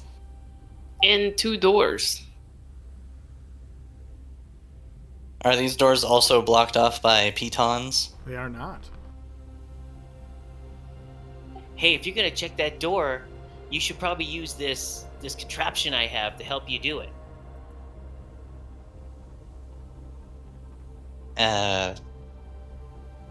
Okay. Well, I have this thing you can put on your ear, and you can put it against the door, and maybe you can hear something if that's what you want to do. I can hear all right, but sure, I'll try your little toy. Okay, there it is. I will listen at this door to see if I hear anything like chittering or rats or anything else on the other side. Give me a blind check, please. Blind check plus Finnegan's guidance. It is very quiet on the other side of this door, Joe. Okay, give it back. Give it back. You can't keep it. I toss him the toy. Can I try the handle? Is it unlocked? It is unlocked, yes. I'm gonna yeet this door open. All right, you do so. I do so. There it goes. It's another tunnel. Big surprise. Cool. I'll follow this around. Hey guys, Can I we found watch another out tunnel. for more? Can I watch out for more carrion crawlers on the ceiling? I Now that I assume know they can. Yeah, I'm assuming you're always passively perceiving, so you'll benefit from that for any kind of secret or ambushes or anything like that. Okay. Are these more stairs leading up? Those ones are actually leading down. Well, for the direction you're going, yes, they are up. Okay.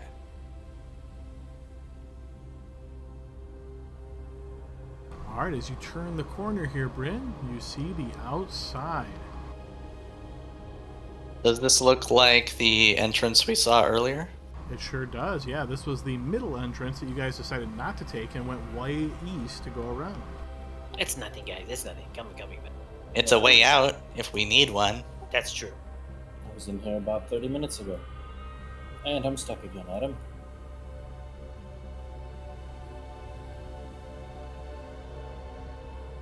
So that was a whole lot of nothing. Okay, onward. No, it's good job. Way to find the exit. Should we check this door to the north too? Hell yeah. This little section of map looks familiar to me, Adam. Was this where we previously got initiated? No. Oh, it looks familiar. Oh, to the north. So I'm gonna go ahead and check this door as well. Meaning listen by it? Yep. It is quiet on the other side. I'm gonna open the door if I can. You open the door to see a ransacked cave. There's some furnishings in here, which includes a desk, a chair, an empty wooden chest, and a cot. Hey Finn, get your little magnifying glass thing in and check this out. There could be some cool shit buried in here. Wow, cool. Looks like we weren't the first ones here. Obviously not.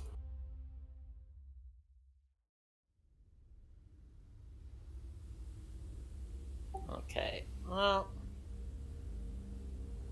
You know, to be honest, guys, I'm not the best at investigating. It was just kind of something I like to do.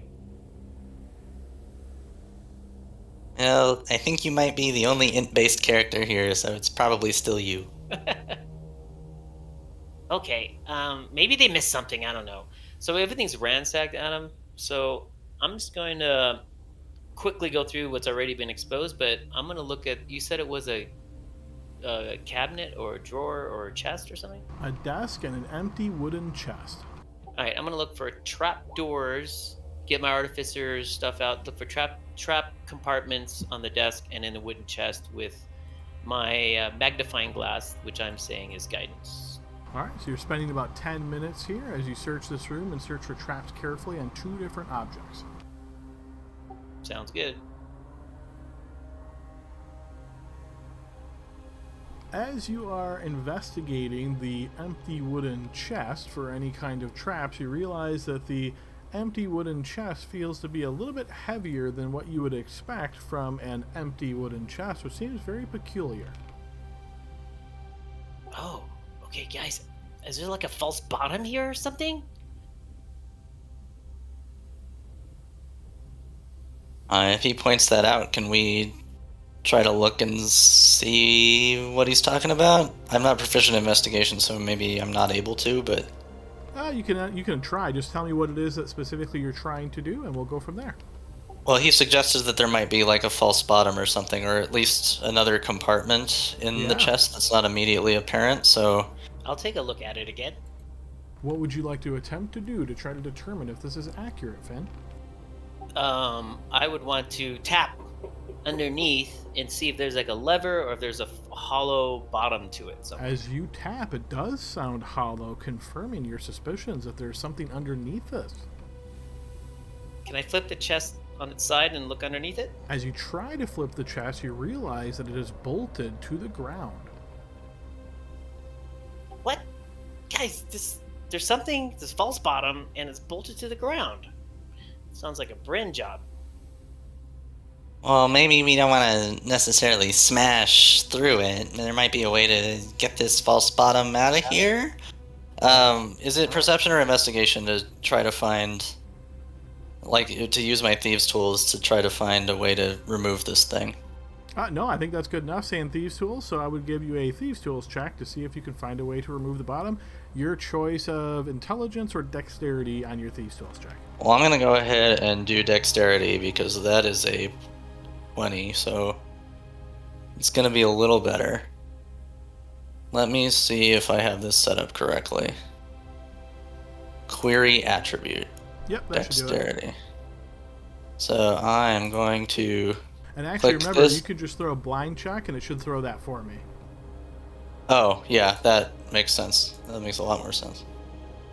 Okay, yeah, so you take one of these thin pieces of wire and some of these small metal pieces that you would normally use to, say, open locks, and you are able to find a seam all around where you propose or assume there's this false bottom. You sort of find that edge, and you slowly are able to work it up from both angles, and yeah, you raise up this very thin piece of wood that is acting as a false bottom, and as you're able to get it out of there, you notice in each corner there is a bolt that was bolting the chest to the ground, and there is actually a hole in the floor here that this chest was sitting on top of. As you look into this hole, you can see that there are two sacks in this hole that are sort of sitting one on top of the other. Wait, stand back! Stand back! And I'm gonna get my little wand out, and I'm gonna do another charge of detect magic at him. Okay, yeah, through one of the sacks, you do detect a magical aura. Take that one. And Take also that the one. other one. No, not that one. That one. Take that one. Take that one, Josephine. I take them both. What's in the magic sack? All right, you open that sack, and you notice what appears to be a strange contraption, a pair of goggles. Hey, Victor, guess what I just found? Yeah, we know what that is. How fucking mad are you that I'm the human now? Well, Josephine doesn't know what it is, so I'll hand it to Finn and say, hey, you ever see something like this? Magic goggles? Well, no, but it's really cool. I mean, I could take time to identify it, but it just take time. But is that the thing, Adam? That's glowing? It is, yes. Yeah, just a rip salt mood, right? I don't actually know if this is an attunement thing, but of course Josephine wouldn't. You guys want me to look at it? I don't mind. I could just sit here, get all my tools out, and try to figure out what it is. Or, fortune favors the bold, you could just put it on. Hope it's not cursed. Hell, we're already cursed. What's another one? I'm not. That guy missed. That guy. I never had to do a con save. I am. You want me to try? Yeah, you put him on. No, you put him on, and I throw it at Joseph. Yeah, I put the goggles on. What happens? Does my head explode? It does not. Remind me, are you currently holding a torch or something like that? I am holding a torch. So once you put I would put something down to hold the goggles and put them on.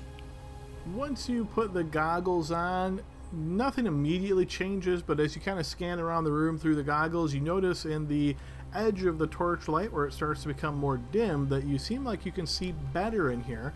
It seems as though these goggles are allowing you to see into the dark. Well.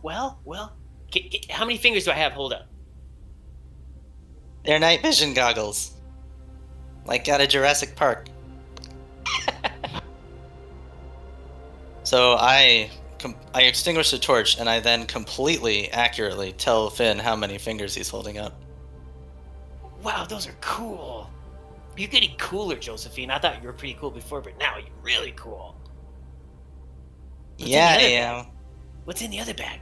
What is in the other bag? You open the other sack to find 10 fist-sized chunks of gold ore.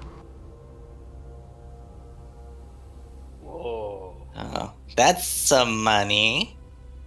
We're rich. Here, I'm not good with money. Someone else take these. I'll take them. I give Finn the sack. I'm just looking at the party real quick, and I think I'm the only one who gets anything from these goggles. So if it's cool with you guys, I'm gonna hold on to them. Of course, yeah. Isn't that right, Victor? Yeah. We don't want to have a monk who has to hold a torch. That's like bad. Yeah, definitely don't want that. And I'll just throw out the general reminder, I'm sure many of you guys know this, but if you have no light source at all, even with dark vision, you do make perception checks at disadvantage. So how many of those gold ore stones or whatever? You found 10 fist-sized chunks of gold ore. Right, fist chunks on my sheet. This is fucking cool, guys. It's like I'm an actual person now. Alright, what about the desk? The desk seems to have nothing of interest or value in it. It has been completely ransacked and is bare. I pack up my tool kit. Well, that should do it, and I stand up. Now what?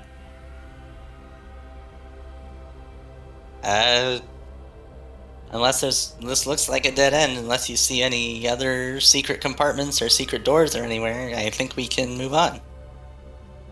I see nothing else on my detect magic, so let's keep going. I got my wand out.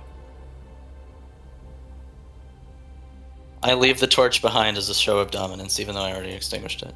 Okay, fair enough.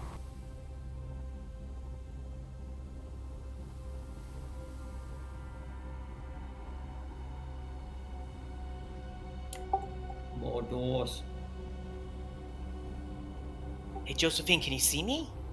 Hell yeah, I can. I can see everything in shades of gray and darkness. Is this what you guys see all the time? Yeah. Fucking hardcore, man. You get used to it. We have 2 more doors and a hallway.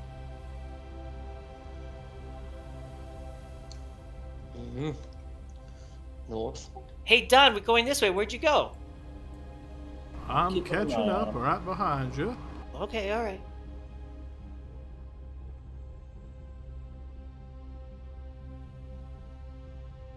Is Don John human? Does he have a torch with him?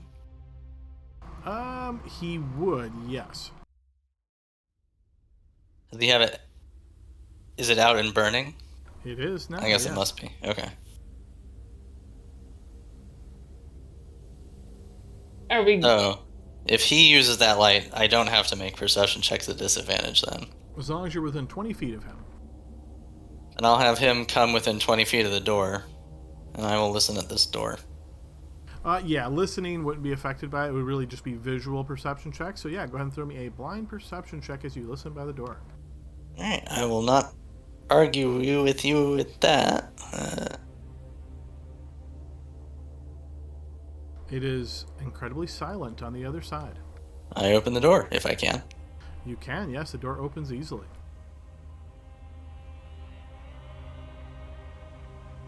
Hey look guys, another big room.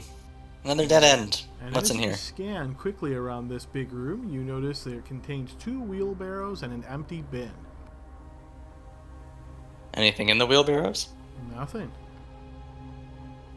I got my little contraption spinning. Anything pinging? Nothing. Nothing's... I see nothing and I hit the contraption. No, it's working. It's just nothing in here that seems to be important. There's a door down here. Gore, there's a door down here.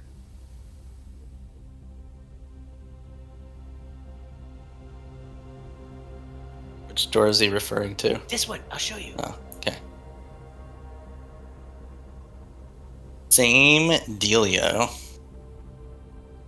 All right, yeah, go ahead and throw another check. Quiet. I open the door, if I can. The door opens easily. Now you can recognize this large chamber that you guys had your encounter originally with the boss Wererat.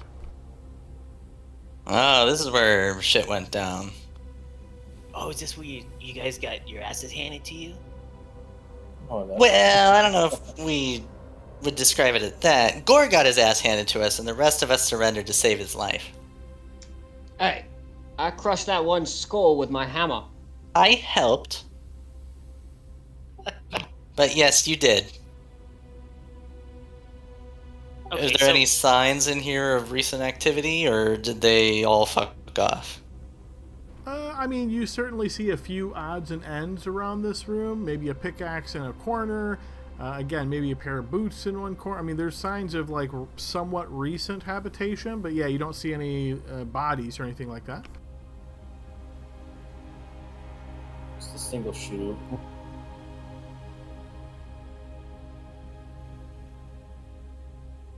That was real quiet, Vic, if you were trying to ask something there. No, nothing. Yeah. Well, did you guys go to the north?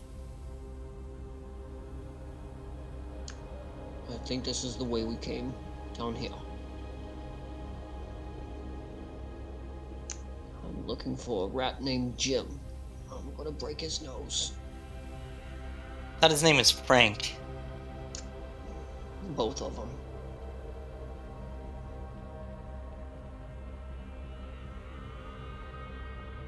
Could I identify Frank when we looked at the bodies before? You didn't see one that looked like Frank. He was a guard, I guess, so it makes sense that he would be on the other side. Okay.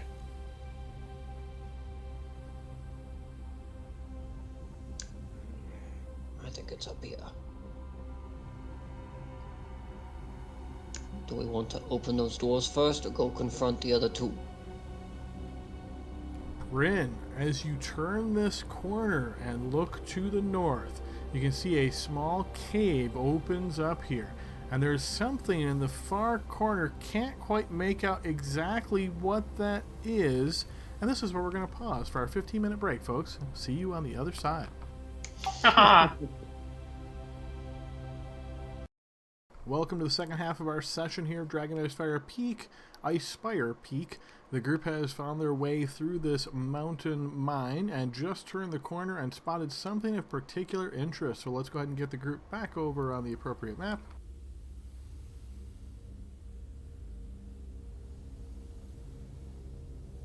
Okay, so Bryn, as you turn this corner and look down into this room, it looks pretty standard like the caves that you've noticed inside this mine. You notice that there are some crates and so forth, but in the back area, it kind of looks strange, but where you're looking here, you can see, think of it almost as like a broken open rib cage back here, fairly large size, and what appears to be a heavy cloak, like a black cloak that's sort of settled over it, but oddly it almost looks like a wind or a breeze that somehow is catching the cloak as you notice little bits of movement on it. Whoa, guys. There is something strange back here. It looks like a pile of bones with a cloak, but it's moving. And there is no wind down here. This is beyond my ken. Is it like a tunnel?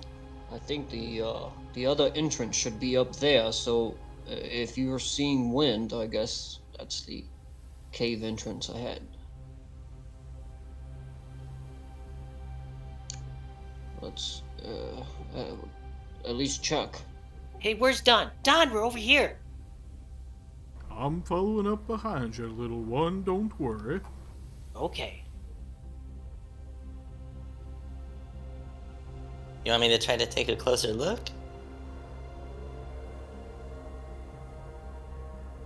Yes, take a closer look. Okay, where is this thing? It is in the back northwest corner. Back here? Yep. Alright, so giving it a decently wide berth, if I get here, Josephine, as you step to there, you notice this rapid movement on the ground as you're looking at this pile of bones and this black cloak that Bryn had explained to you. You're getting a little bit closer here. You notice the movement suddenly becomes very rapid, as this is not a black cloak at all, except it is many black rats laying almost like a complete carpet here. And as you step forward, you notice they seem to congeal together as a form suddenly stands, the bones absorbed by this mass of rats that all pulls together to suddenly form into this creature. Gnarly. What? I'm getting Stranger Things season 3 vibes. As it does so, you notice the skull, the bones, a part of it that is actually looks almost like a human skull. It actually turns slightly and looks towards you, and it kind of cocks its head, which is really strange because its head is like in the middle of its body. But you see the skull actually turns a little bit, and it looks towards you, Josephine, and suddenly you notice that the jaw starts chattering as words come out. And you hear, 3 green apples, wet barrel on the summer eve? Yes. As you say yes, it looks like it starts to move forward towards you in an aggressive manner. And that is, we're going to go ahead and throw initiative. That was called a parole, I think. Okay, Gorlami, you are the quickest to react to these events. It's coming at us. What'd you call it? Something mean? And then I'm gonna put my hand out, and then, well, not my hand, but my hammer, and you see the end of it kind of flare, and I'm gonna sacred flame it from where I'm at. Alright, you call down Sacred Flame upon the creature. This is radiant damage. That will count as a critical hit. Go ahead and throw a radiant critical strike. Alright, we'll take that as a true crit. Go ahead and post your damage. Alright, this radiant energy burns the creature as it strikes down upon it. Alright. Big HP sponge. Yeah, I think that's good. I cast a cantrip. Let's see. I'm going to move 10, and then I'll move 15 here by Josephine, and I'll raise my shield up and then kind of duck down and get ready to take any potential blows that come my way. Okay, Josephine, at the start of your turn, you feel a strange sort of effect about you, and I will need you to charisma saving throw, please. Not too good at those. Let's see. Oh, I'm really not good at these. Good luck. Nope. Yes, you can feel something strange occurring to you, but you're not sure quite exactly what it is at the moment. Take your turn. Nothing at all. Just that something's happening. It's an odd feeling to make you feel kind of strange, but you can't put your finger on it quite yet. Is it... Okay. I mean, I go in. Is this space here occupiable, or is that squeezing? That would be squeezing.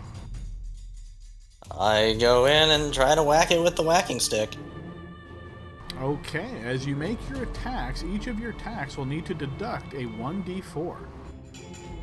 I'm baned, I think.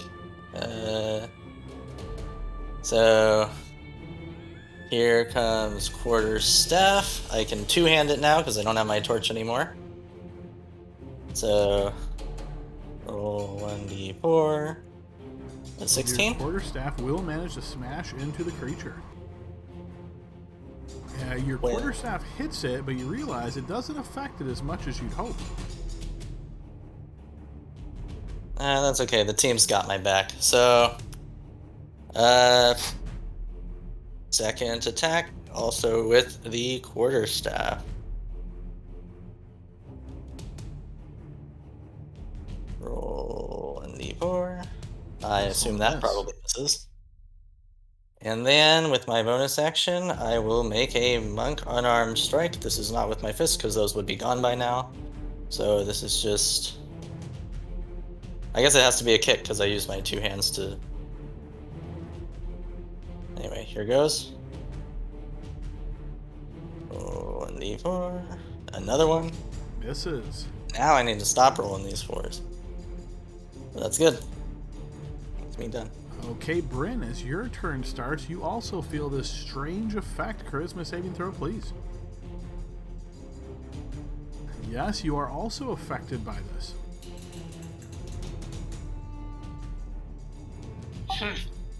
Get up here and smack it. It's not that bad. All right. Knowing that Josephine's the smart one, Bryn's going to I wouldn't call comply. it that. You slash downwards towards the creature and it will connect. Go ahead and roll damage. I want to see her roll the 1d4 anyway, even though I know it doesn't matter. Just in solidarity. The slash cuts into this creature as you notice a few of the rats that make up its right arm drop to the ground.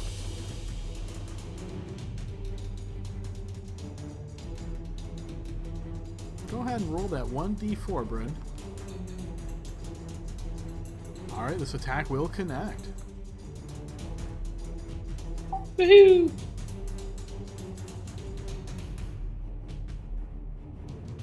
And I'm assuming you're not using a shield right now, is that right, Bryn? I thought I had the shield with the... I thought she did. I'm noticing longsword +1 two-handed in brackets there, meaning you're getting the extra damage for wielding it with 2 hands. Oh, yeah. Nope, no shield. Alright, we will assume you do not have a shield at the moment, but go ahead and post your second damage there. Alright, slashing down across the front of the creature and serrating a line through the rats, wounding it again.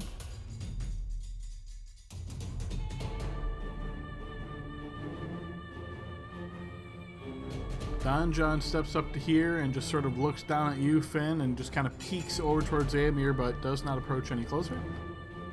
Okay, the creature suddenly moves in a very rapid pace as you see it raises an arm forward, and you can see all these congealed rats suddenly form, almost like a giant rat on its arm, and turns into a giant rat maw as it tries to bite out first at Josephine. Defensive roll, please. It's a red wheelbarrow, 3 oranges, something else. And then defensive roll. 24. You manage to evade that strike as it then follows up with a second attack. Against me? Yes. You evade that one as well. It then spins with the other arm, striking towards Bryn. Defensive roll, please. Bryn, you are struck by this rat-armed giant maw. You'll suffer 9 points of piercing damage, and I'll need a Constitution saving throw. Alright, you fight through that, suffering no additional effects except for another strike from the other arm of this creature. Another defensive roll, please. Anticipating this strike from the last one, you duck under its arm as we move to Finn. Hey, Don John, who is this guy? Don't rightly know. Can't see him. Man, in a second. 5, 10. Well, I see him from here. I say in Don John's vernacular. I'm gonna get my Zippo out. I'm gonna throw a firebolt at it. How about that? The firebolt does indeed connect as it sails past Gorlami and strikes into the creature. And that should be with +3 because I have Alchemist Savant now. I don't know what that is, but I'll take your word Here for it. it is. I'll put it there.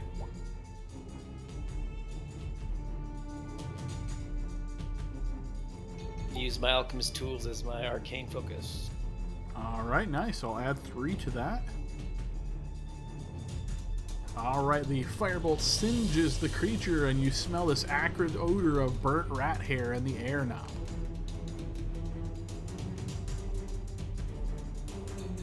I'll go there, and my turn. Okay, Aelmir. Yummy. And I'm gonna take a shot at him. At the start of your turn, I will need you to also make that charisma save. Failing this, you will subtract a d4 from your strikes. Go ahead and roll that d4. Your arrow does not connect. Alright, extra attack.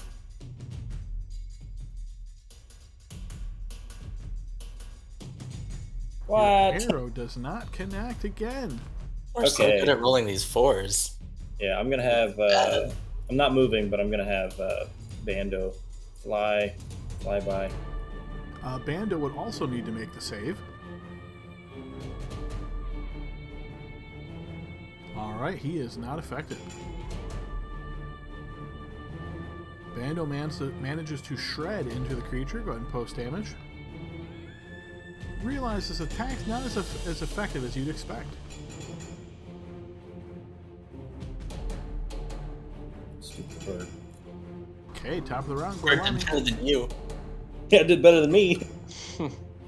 Do I need to make a charisma save, Adam? You do, yes. You are not affected. Alright, hammer in hand, I'm gonna step forward and I'm gonna kind of like do like a Thor twist with it and then try to bring it down on the most mass that I could find on its weird body. I'm gonna hero point it as well.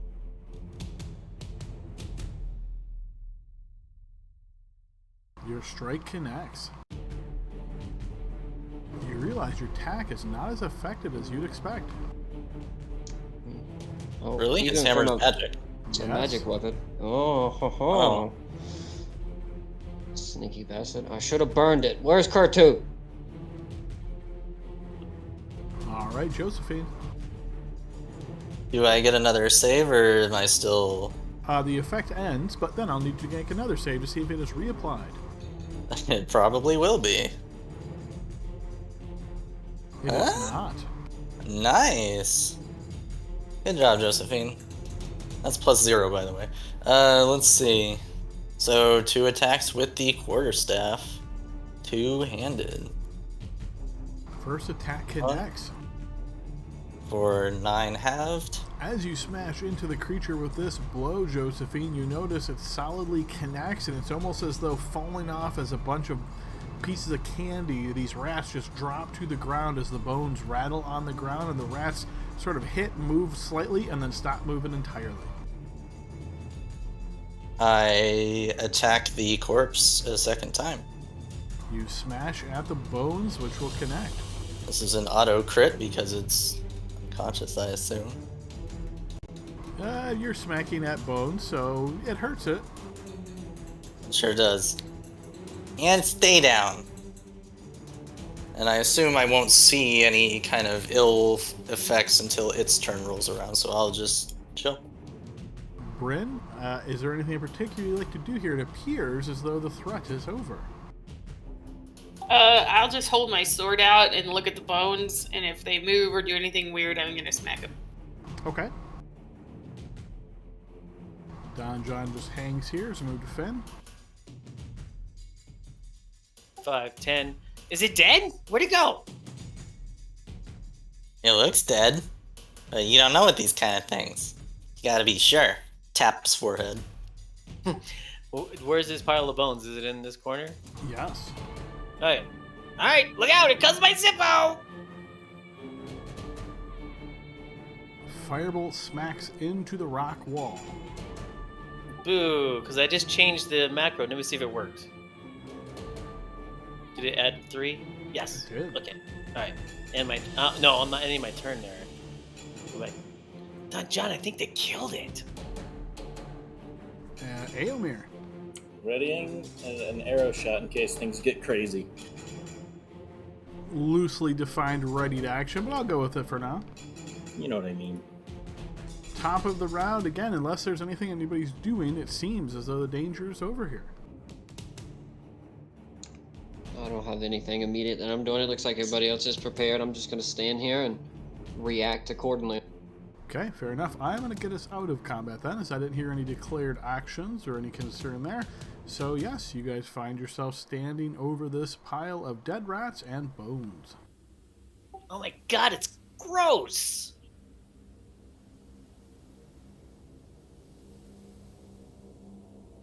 Has it been 10 minutes? Is my thing still active, you think? You guys have been searching around a lot, so I think 10 minutes have elapsed at this point. Okay, cool. Good work, team. Doesn't look like Frank or Jim.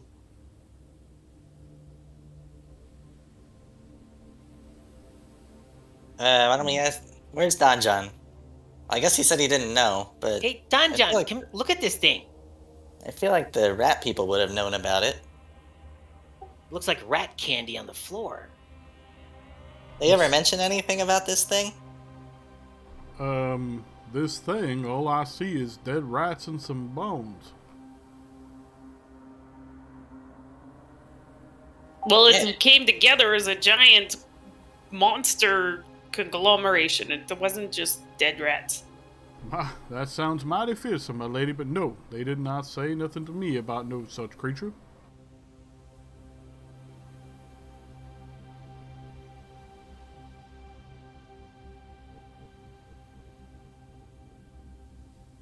Well, if there's nothing else of note in this room, I'd say our work is done here.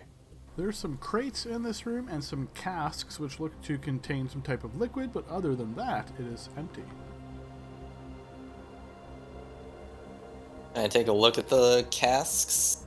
Can I see what kind of liquid it is? Sure, yeah, you want to spend a minute or two investigating, pop one of them open, and it is filled with water. Anyone need a refill? Anyone want to have the rats use refuse water? No. No. Are you sure? I bet you Kurtu would like it. What's in Where the is crate? he, by the way? Oh, He went with Liza to do Liza. stuff. We should probably remember to get him before we leave, but we can keep going for now. No, I can't. I gotta open this crate. I'm gonna open the crate, Adam.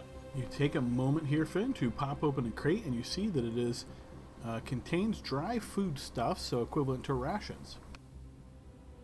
Oh, I'm gonna scoop them up. You find 4 in this crate. It was nothing. It's nothing. Mm-hmm. Come on, let's go. I'm excited. We're doing good, guys.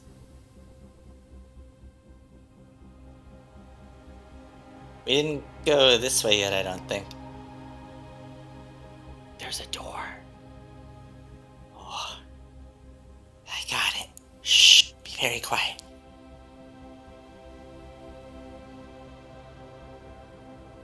It is very quiet on the other side. It's real quiet, guys. I open the door. The door opens to reveal a larger cavern. Do I see any piles of rat bone monster things? No, you do not. As you enter here, you notice that the room is circled by cots, a dozen in total. Is this another cot room, or did we circle back to the place that I forgot we went to? You have not been here yet, to the best of your knowledge.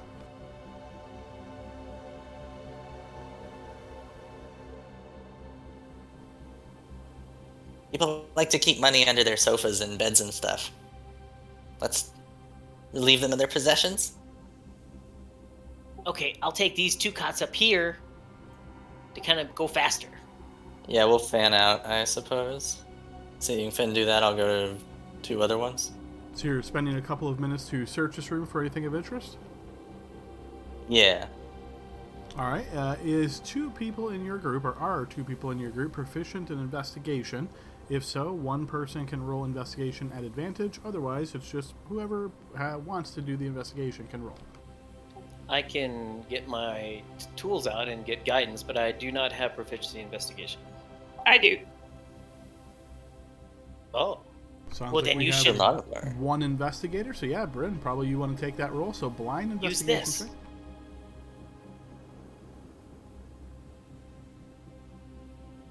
You search this room carefully, group spending a few minutes, 3 to 4 minutes, looking around this room, looking under each cot, kind of searching along the walls. There does not seem to be anything of interest or value here. Boo. and I gave you like a little tiny hammer to check for false bottoms. Give me that back. Give me that back. Here, Thank you. strange little gnome. I got all kinds of fun stuff. Okay, go on, let's go.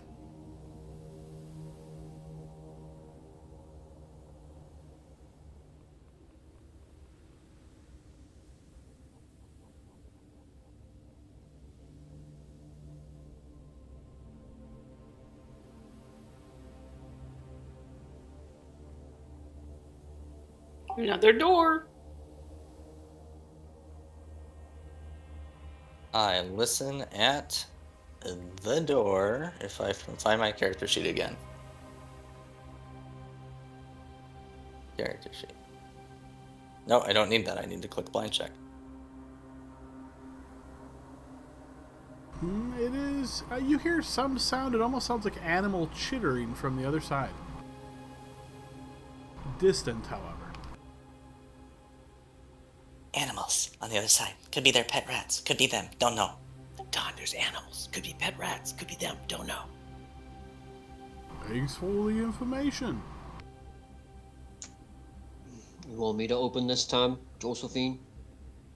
I like your style, though, kicking open and busting in.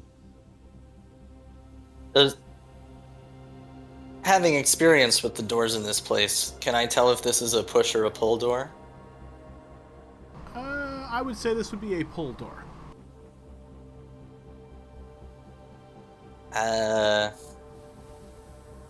Have they made a lot of noise when we've been moving them? Are they like creaky hinges and that kind of stuff? Not particularly. Like when you're smashing them open, then obviously making noise. But you think if you attempted to be quiet, you probably could be.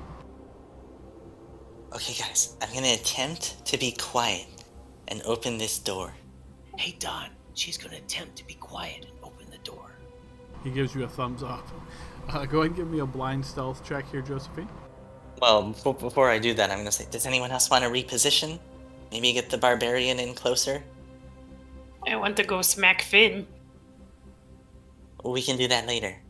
so I'm going to try to stealthily open this door without drawing attention to whatever's on the other side.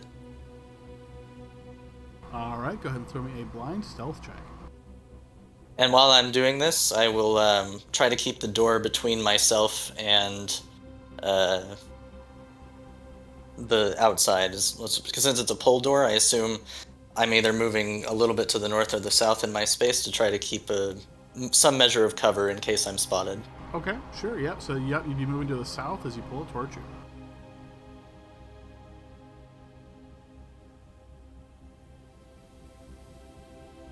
You pull the door slightly ajar, quietly as you can, and you can see the entrance cave and light from the outside cascading into this cave.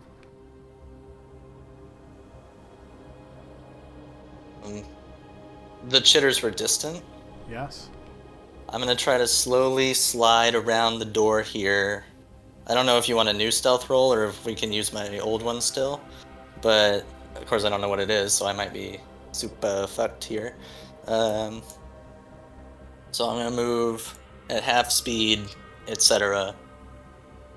Trying to get closer, see what I can see. You can hear the sound of squirrels seemingly at play or at alert from the outside. In other words, you rolled a nat 20 on your blind check. Yes, squirrels. Come back in. Pile on out, guys.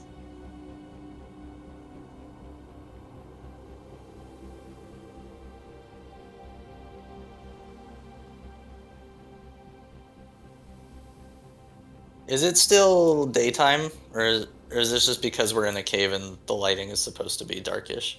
The lighting is supposed to be bright, but yes, unfortunately I can't do it by zone like that, so the whole map has to be light off. So just to be clear, this is bright light out here, and I don't see any sign of any nasties. Correct. Hey, Adam, is there a pickaxe I could have picked up as we're walking through the tunnels? Absolutely, yes. Can I put one on my character sheet? Sure, yeah, you just do a double back real quick, grab a pickaxe from leaning against the wall, yep. It looks cool. I should have one of those. Speaking of which, Adam, did I see a shovel also? I mean, I imagine we had to go back and get Kerr too, so if we do go back, I would like to look out for a shovel. Okay. Yep. I will. Long story short, yes, there are shovels in here. I don't recall if you guys have been in those exact rooms yet, but yeah, if you keep your eyes open for a shovel and you explore this place, I'm sure you'll find one. Seems like the guards aren't here. They either ran off or they're off doing something. Or they could be in a place we haven't gone to yet. I don't know if we've been through here.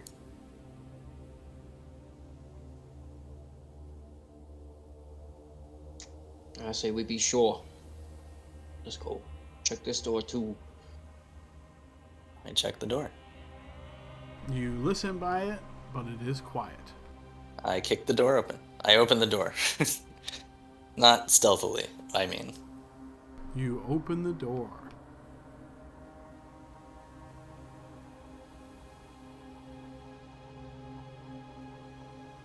All right, as you pop into this room, you can see there are a lot of wooden posts that seem to be like from the ground up. It looks like this is maybe more of a recent excavated area, and these wooden beams are supporting the walls and the ceiling. So when we say, so it looks stable, right? Like it's not going to come crashing down on us? From your passive perception, it looks stable to you. Okay. I will advance forward. And I'm going to try not to knock any beams over. Yep, yeah, they're not in the center. Think of them mostly at the edges by the walls. Gotcha. So they're like bracing it. Right. Okay.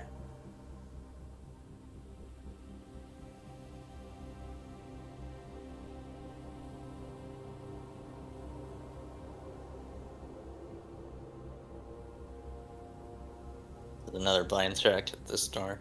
Can I actively investigate the structure? You can, yeah. You can spend a few minutes searching around this area. Go ahead and throw a blind investigation as you do so. Josephine, as you pop here and listen carefully, once again, quiet. I open the door. You open the door, and it opens easily. Another fucking dead end, boys. Looking inside, you notice that there are crates stacked against the walls here. They look to be haphazardly stacked, as though you get the impression of sort of like a disposal area, perhaps.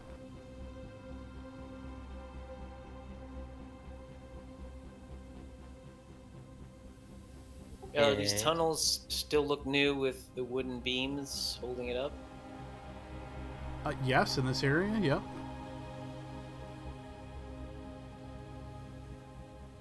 Adam, I'm stuck again.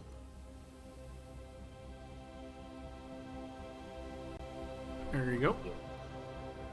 Hey, Bryn, you want to look around in those crates? You could use this thing to kind of knock and find false bottoms. Great. Sounds like you would like to spend a couple of minutes looking around this room for anything of interest. Yes, please. So you find that all of the crates here and the casks all are empty. So you sort of have the understanding that as they were moving or using the wheelbarrows or moving things around, once a crate or a cask was emptied, they brought it here and chucked it, the miners that is, until it was ready to head back out and get new resupply type of thing. But it doesn't look like this area has really been used much recently. You're assuming ever since the were-rats attacked here that, operations obviously came to a halt.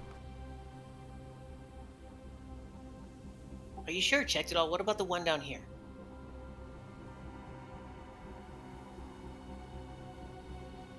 I'm just... she ignores me. Yeah, sometimes I talk too much. Here's our stupid little hammer back. Shall we proceed? We shall.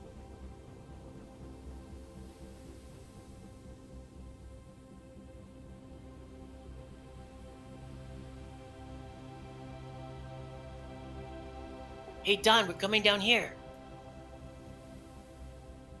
You don't spot Don, Finn. Hey, guys, wait. Hold up. I've been trying to keep track of Don, but I don't see him. Do you think he... I don't trust him. First time I met him. Hey, Eomir, you said you were watching him, right? Where'd he go? Yes, I figured he'd follow us. I left him up here, and he's not here anymore. Guys, this is a trap.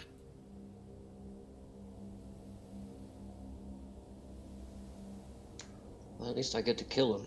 Hey, Aramir, can you search for his footprints? Remember how you could do that? I'm in the middle of that right now, my friend. Okay, good. The last time I saw him, he was up here. Can I try to track him down?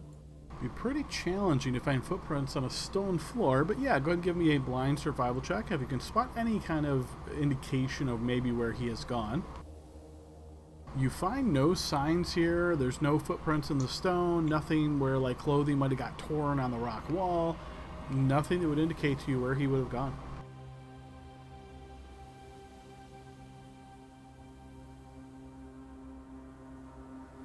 Great, we have a turncoat. Gore, you said it was your employer. He just left us. He abandoned us. What do you think? Do you think this is a trap? I don't trust him. I think we should have killed him. Does Kurtu have one of those sending stones? We should warn him. If not, we should make our way back there now to make sure they don't get ambushed. Bring them with us. I mean, back where? Back in the other entrance, where Misa is. Misa, the dwarf, and Kurtu are all together. On the other side of the mine. Yeah, we should probably regroup. In the interest of beating this along, is it fair to say we can remember the way back there and head that direction and stop us if we run into something weird? Yes, absolutely. So you want to head back to where you left your other companions? Just in case, yeah, I think it's safest. If he dipped on us, I'd rather not have a hostage situation. Yeah, I totally concur. And we're all lined up. Look at that, Adam. I know. Alright, you guys make your way around the areas that you've already ventured in, spending maybe a good 5 minutes or so walking back here. Again, just because you're trying to keep your eyes peeled and being careful, not exposing yourself to any danger. Once you make your way back here, you find Misa, Kurtu, and your dwarf friend, who looks like he has nodded off here. And once again, you see Kurtu excitedly exclaiming to Misa and just kind of telling her all these different stories and about all the raw foods he's eaten through his life. And you can see she's listening, trying to be very polite, but at the same time, she's kind of like, okay. Hey guys, we came back because, that guy Donjon, he just bolted on us. Oh, that's unfortunate. Yeah, someone really dropped the ball there. They were supposed to be watching him and they didn't. I apologize. I was watching him. He just left. Didn't see which direction he went to, though. Well, we need to move together and track them down. Odds are they're still in the mine.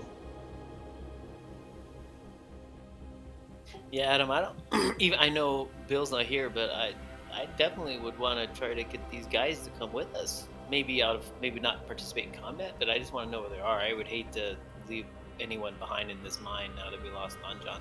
Sure, so you just want them essentially are going to follow you at a slight distance, we'll say. Yeah, we just don't want them to get ambushed while we're away from them. Okay, fair enough. So, sorry, go ahead, Emir. Eomir's gonna, like, kind of kneel down to this guy here and... what was your name again? I didn't see you coming in. You look at the dwarf here, it looks like he has passed out, and no, you realize that when you entered, you did not spot him, though you were in quite the hurry, aka missed your check when you entered this room to spot him. So you stepped past and went the other direction. But yes, it looks like he is currently unconscious. Does he look unconscious from pain? Like combat pain? He does not look like he is in good shape. Your companions might fill you in here that this was the one surviving dwarf miner when they finally got through, and he and his companions were very badly dehydrated. They actually all ended up dying because of lack of supplies, and he was the only one that survived. Give him food and ration. Okay. Or water and a ration. Okay. So he seems as if he's fine, right? Like he'll survive, correct? He will, yes. He's just very exhausted, you might say. Very well. Very well. Very well. Carry on. While I'm standing in the hallway with Bryn, I want to place my hand on her shoulder, and I'm just gonna say, I think this is safe. Yeah. And I'm gonna cast Remove Curse on Bryn. Give me a spell effect roll, Gorlami.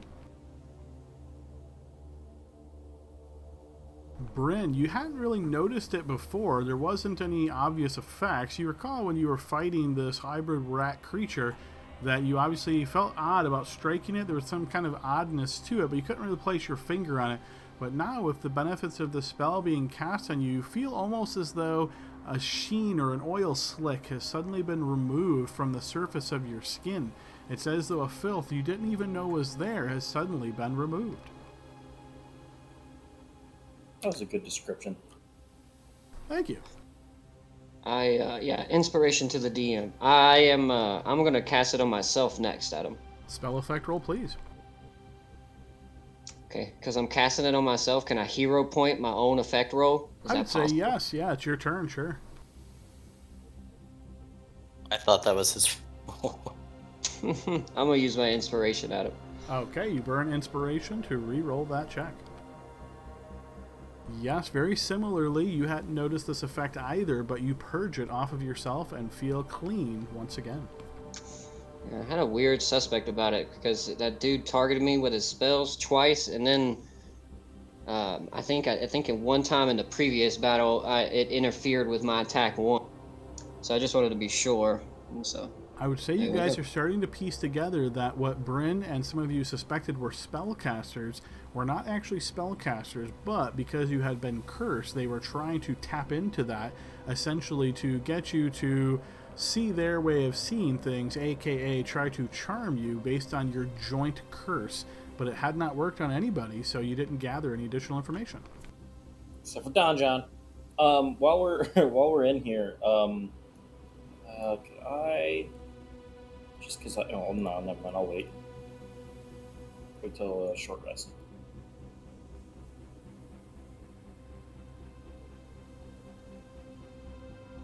I shrug and say, I'm open to new experiences. I've never been a cannibalistic rat monster before. It could be fun.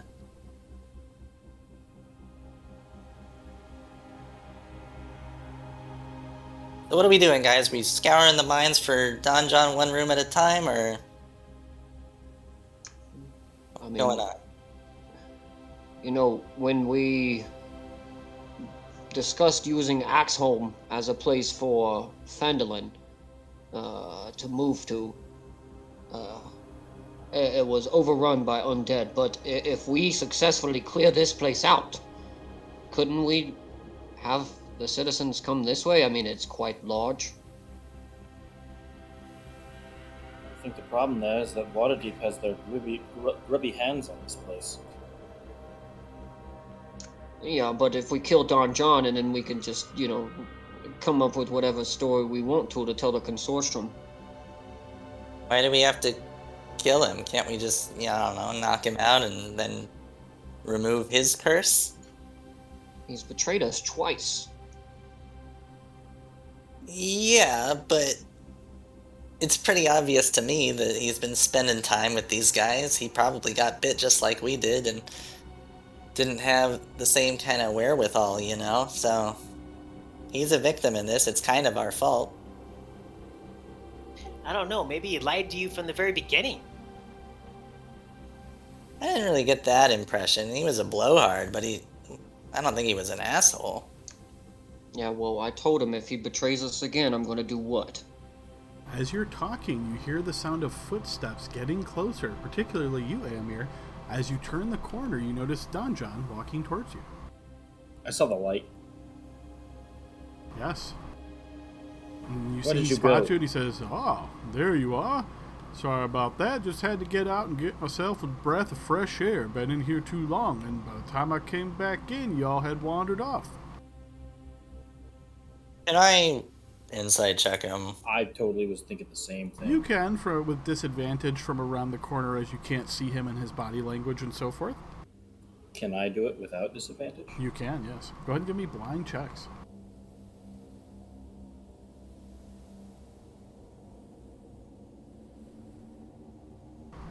So I would say both of you get the impression that he's telling you the truth. Seems on the up and up. Listen, Don John, we were discussing something. I'm stuck. I'm trying to move into the room. There we go. Yeah, and what is that y'all were discussing? Well, before we took you up on your adventure here, we went to Axholm to try to find a place kind of for shelter for the citizens of Phandalin. Well, we were thinking this place might suffice instead of Axholm. Well, Axholm is run down and kind of infested, and we seem to make my partners here seem to have made good work from of the were-rats here. Perhaps we could take this place over for Phandalin.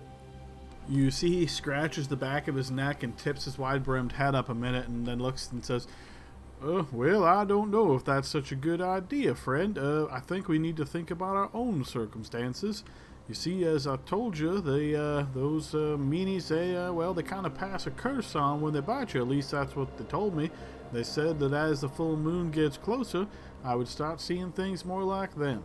I sure would like to get rid of this nastiness, but if not, well, then I think those of us that then been touched might want to use this place as sanctuary from the outside world. Can't imagine the people would treat us all that well if they knew that we were cursed. Well, we The have a way solution to there is that they just don't find out. Well, we have a way to remove the curse now, don't we, there, Josephine? Perhaps we remove the curse and we clear this place out of the were-rats, and bada bing, bada boom, Phandalin has shelter. Wait, but he's not concerned about Fendale. He's one concerned about the mines. He has nothing to do with that. Then we won't remove his curse, now will we? We probably should, just because we don't want more were-rats running around. So, a couple problems with your idea there, friend, but you see, this mine is owned by the consortium. You can't just take it over, that will cause problems. The consortium will want to eventually send more people beyond just me. See, I was just trying to see what the problem was. But if I have to go back to them and tell them that the people that I hired decided to take the mine away from us, well, you can imagine they're going to send more strong-arm type folks. They're going to get y'all out of here. I would propose that maybe we just say that you have successfully accomplished the task here. We found out what the problem is, right? The productivity of the mine has been taken down due to the fact of an attack on the miners. So as long as we can All get that miners story, being dead.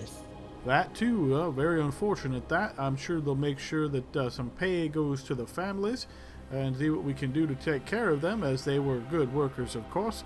But yes, I don't think you should be trying to steal the mine from the consortium. I tell you, those folks don't play nice. They have deep pockets, and they know, some contacts that they have to call upon to strong-arm things. But as I said, the most important thing is those of us that bear the curse, maybe if we can't get it cleansed, this would be a good hideout. I heard you say you have an ability to remove the curse, and that would be quite wonderful if you can do just that. But well, if not, then this could be a good little operation. Fair point. Suppose we could secure this place for a little bit. When do you need to report to your rich asshole buddies? Well, they'll be expecting word within the next week or so, I suppose, because if it takes much longer than that, well, they're going to hire somebody else to look into the same thing they sent me to do. Seems like an inefficient system, but sure, we have some time, it sounds like. You guys want to hole up here for a bit? It's pretty defensible. What do you mean, no? I'm with Gore. No, look. Gore just needs to rest, and he could cure us. He could cure us all. Gore could do anything. We don't need to hide out here. We got how long to the full moon? Didn't you do a check last week? I did a check last week. We got plenty of time, but I'm also concerned. We only killed, 5 or 6 were-rats? We were told by the miners there were like a dozen. Maybe some of them are out fucking around, and they're going to come back and find all their buddies dead and take the mine back over. That's why we secure it for a moment, and of course go through, and we still have that unexplored area. Why are we here at all? I mean, at this point, we should go back to Phandalin and focus on helping protect them from the dragon. I agree, totally. We figured it out. Don John can go report and bring back his big bad asses who were going to kick our asses if we stayed here. They'll come over here, clear the mine. We got to take care of Phandalin. Don't forget, there's a dragon flying around. Fair point, but. Fair point. Somebody secure payment from that man and let's get out of here. It's been, what, 3 days? Plus we saved you? 3 days since when?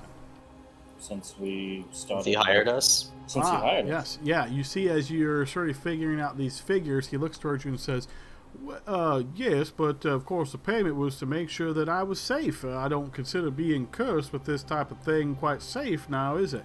If y'all can't manage to cure me of this, then I'm going to have to hopefully see what I can do about securing some kind of cure back home, and that's going to be quite expensive, I'm sure. Well, look at it this way. You got to go back to Phandalin to get there, right? So come with us, and then in the morning, when our buddy's all better, he can try to do something to you, and then we'll go from there. We get an extra day of pay for protection, of course. No, his betrayal was enough for me to not remove his curse. He can find his own way. I'll pay you my share, Josephine. I'm not removing his curse. Oh, that's awesome. Sounds like you got some discord in your ranks there, but I can happily see to my own. Like I say, it's unfortunate, but I'm sure the consortium will have something for this. You say you don't think that the full moon's for quite some time, so that's plenty of time, I suppose, to travel back to Neverwinter and try to set things to rights. What happens if he doesn't make it in time, turns into a were-rat and bites a bunch of people? You want that on your conscience? No, I suggested smashing his skull in, but you guys wouldn't let me do that. So, here we are. Kind of a bad look for employees to do that to a boss, even though it's often a fantasy, you know? Adam, can I look to see if he has any kind of coin purse or anything, like, on his waist? He does not. At a quick glance, you don't see any kind of coin pouch on him. Do I know how much services for remove curse cost at, like, a chapel, Adam? I mean, not precisely, but generally speaking, third level spell would be fairly expensive. As a high level rough guess, you can say approximately 50 gold pieces per level of a spell. Here's what I have to offer you, Dawn. I'll remove your curse for the fee that the chapel will do it. That's 150 gold pieces. I can do it tomorrow morning in Phandalin, and then you leave. I unfortunately don't have any kind of funds on me right now. You see, ever since I got taken, they took everything off me. If you didn't find it while you were around here, then, well, I suppose they took it with them, wherever they are now. So unfortunately, I got no coin to offer you, friend. Can I? All right, I'm gonna turn around and let's find it. Wait, so what was the... Hey, Gore. Psst. What did he say he was going to pay you guys to help figure this out? I wasn't really paying attention. Gold's not my thing. That was Josephine. Hey, Don John. Finn, over here. I am standing. Over here. How much did you say you'd pay these guys to help clear the mine? You see he starts scratching his head. If I remember correctly, it was 5 gold per person per day, assuming that everything went well and I was not harmed. So, but you don't have any gold on you. How will you expect to pay? So we have to look for your gold purse? You say they took it from you? Well, I had some gold, but again, my personage was assaulted. I wasn't protected by those I hired to do just that. Oh, I see. So unless we cure your curse, then our contract's void anyway because we didn't protect you. So that's what you're saying. Something about that? It's about the short and steady of it, friend. Yes, unfortunately, he did not live up to your side. I understand this was very unfortunate events, but the contract was to get me here safely, figure out what the problem was, and then if so, we could try to find a way to fix it. I'm not safe. In fact, I'm pretty bad off. Not quite dead, but you must admit this curse ain't no good. I'm going to have to find some way to get rid of it. So, yeah, I don't consider this to be protected living up to that side of the contract. Yeah, to be honest, Don, to be honest, let's gonna be honest. When you left, that made me feel really weird. Why did you leave? Just to go take a piss? Couldn't you tell us? Like, that's suspicious. I don't feel comfortable around here. Sorry you feel that way, friend, but as I told you, I had been inside for several days now. Was trying to just get a breath of fresh air. It seems like it longer. Maybe it hasn't even been that long, but when you haven't seen outside for quite some time, seeing outside, well, it's kind of tantalizing. Okay, well, I haven't incited him. Yeah, ever. I was gonna say, can I insight the same as well? Sure. Okay. Just a blind check, right? Or Blind check, oh, yep. Oops.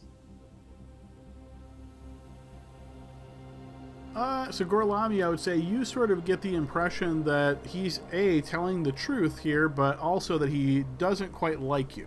Based on the way you guys have been speaking with him right now, you're kind of getting sort of like a souring of relations between both sides, and maybe he's a bit apprehensive at this point and trying to, kind of watch his own back.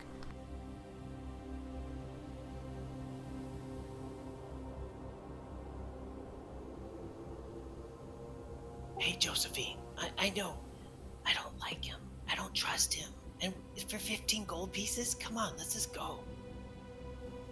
15 gold pieces each, but yes, it sounds like we're not going to agree, so I think as a compromise, we take him back to Phandalin and we go our separate ways. We call this a wash. He's alive, he's gonna get his own affairs in order. We're alive, we're gonna get our affairs in order. Blank slate? That makes sense to me. Why have we wasted so much time on this old man anyway? Because he was gonna pay us, but it doesn't sound like he's gonna pay us anymore. Well, to be honest, if your friend there says he's not real comfortable around me, I can understand that. I suppose we alter that just slightly. You have done everything you can here. Why don't you all head back to Phandalin, and I will take care of the rest of my affairs from here. Excellent idea. What are your affairs here? We found out what was happening. I thought you just had to go back. I need to make my way back to the consortium, that is true, but I can do that on my own time, and it's not something that needs to concern you all. You don't need to worry about getting me anywhere safely. I'm sure we'll all sleep more soundly and peacefully without being in each other's company. Okay, but if I see a big old were-rat with a straw hat walking around Phandalin, we shoot to kill. So I will not be going Don't to let us touch Phandalin, I will tell you that much, friend. sounds good to me. Even Steven. I like it. Let's go. Okay, bye. And it's this way, guys.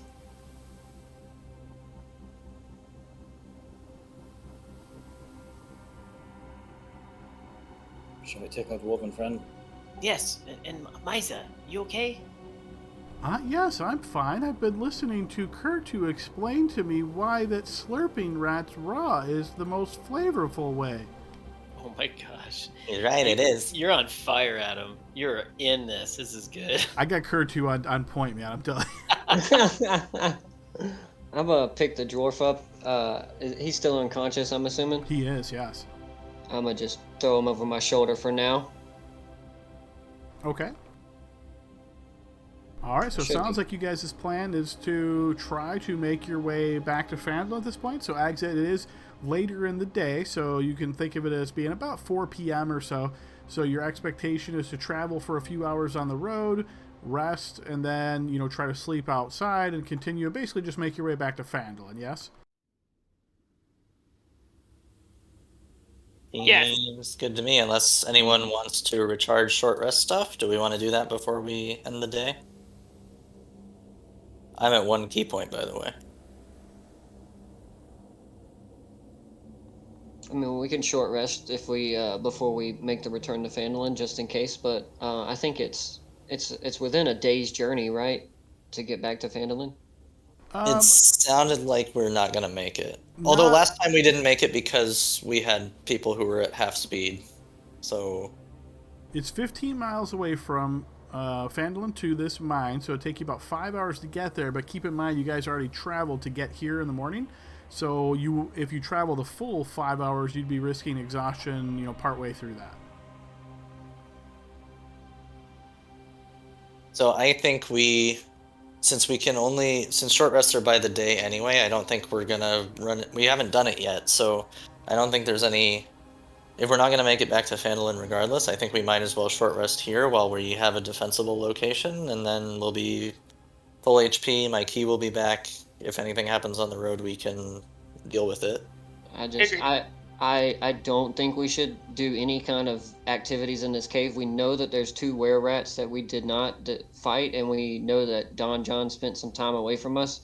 Even though he's, we incited and we got that he was telling the truth, that doesn't mean that they couldn't overpower his curse again, right? If they're still lurking around in here. So I don't see the harm in us going a few hundred meters away from the mine, short resting, and then getting on our walk. Sure. Yeah, if we said we're gonna leave, let's leave. Since we've made the journey twice, do we think there's a safe-ish location? Not safe, obviously, but would we have spotted a place we could take a breather? I mean, I don't imagine you guys. It wasn't something that was declared like, "Hey, we want to keep our eyes open for something. Mark it down on a map. We'll be able to get back here later." But yeah, along the way, there's different, copses of trees, or you would just have to find one. You don't know of one specifically at the moment. Oh, that's true. Gorlami's right. We did short rest before coming back at one time. The last time. Yeah, it was a little bit on the northwestern side, a little bit further. I can pull open the journal and go back to where I wrote down where it was and take us back to that spot. See how valuable it is to journal? Someone journaling is really important. Worth the inspiration. Thank you for that, Dylan. Okay, yeah, I agree. Don't stay here. Let's go.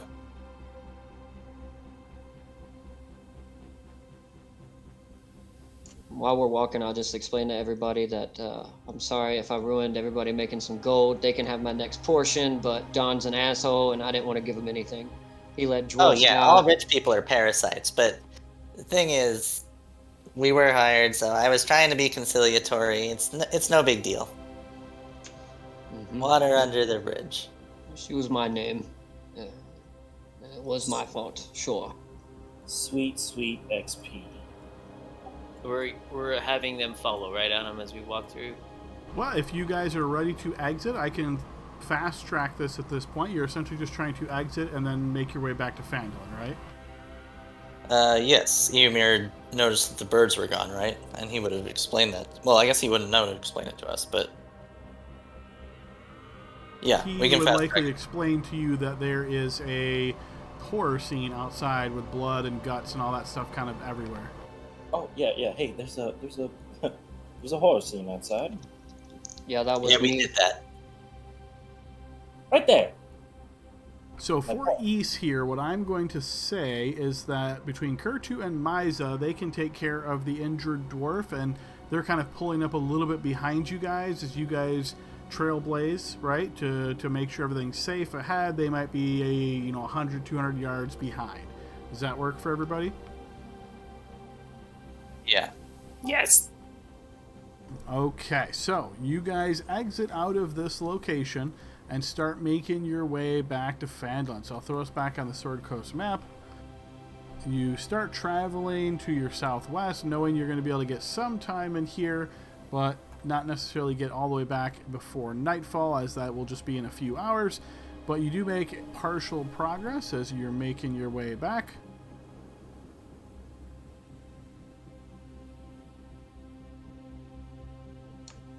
Whenever we do that, oh, I'm sorry, Adam. I was just going to say, whenever we do any kind of short rest, I did want to make a con save for that pesky level of exhaustion I've had.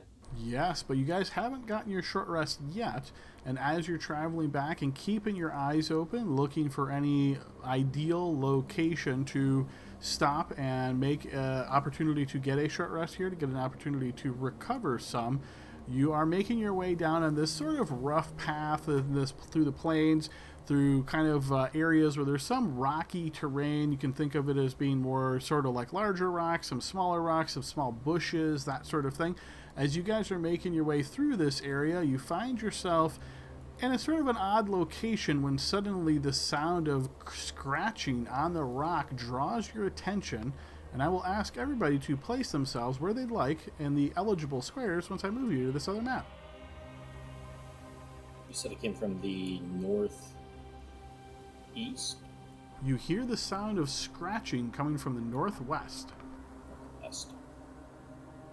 What am I looking at? Is this the edge of the map here? It is not, but this is essentially, think of this as eligible squares where you can place yourself as you guys are walking. So ideally, Which direction are we going? You are going southwest. Okay. So I imagine that I would be in front because I am navigating. I would be close behind, close to where Bryn is. So where's my bird? You may have to drag him and drop him. Bando. When did your bird take damage? It didn't. Oh.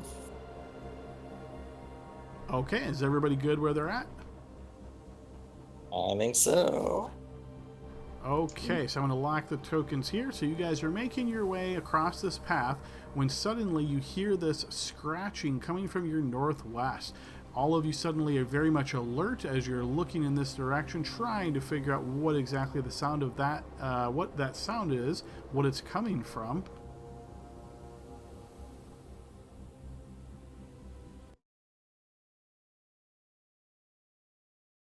And Eomir, you are the first to react as you hear this sound, looking in that direction very quickly. We'll see if you spot anything. I don't, but I do hear the scratchies. You hear scratching on rock, yes. Okay. I'm going to not move because tokens are locked. Oh, there you go. 5. Oh, I do see something. 10. Oh. As you make your way out here, Eomir, you see what looks to be a tiger cub. Has it seen me? You can't tell. It is looking roughly in this direction, but you can't tell if it's locked eyes on you. Okay. So what I think I'm gonna do is I'm going to like drop down like I'm sneaking. Okay. So you want to take the hide action to essentially try to block your presence from the creature? Yeah, I'm gonna move back here and then no, I'm gonna move back here and just like whisper like, hey guys, there's a why am I talking? Never mind. And he's gonna put his fingers over his eyes. Big cat.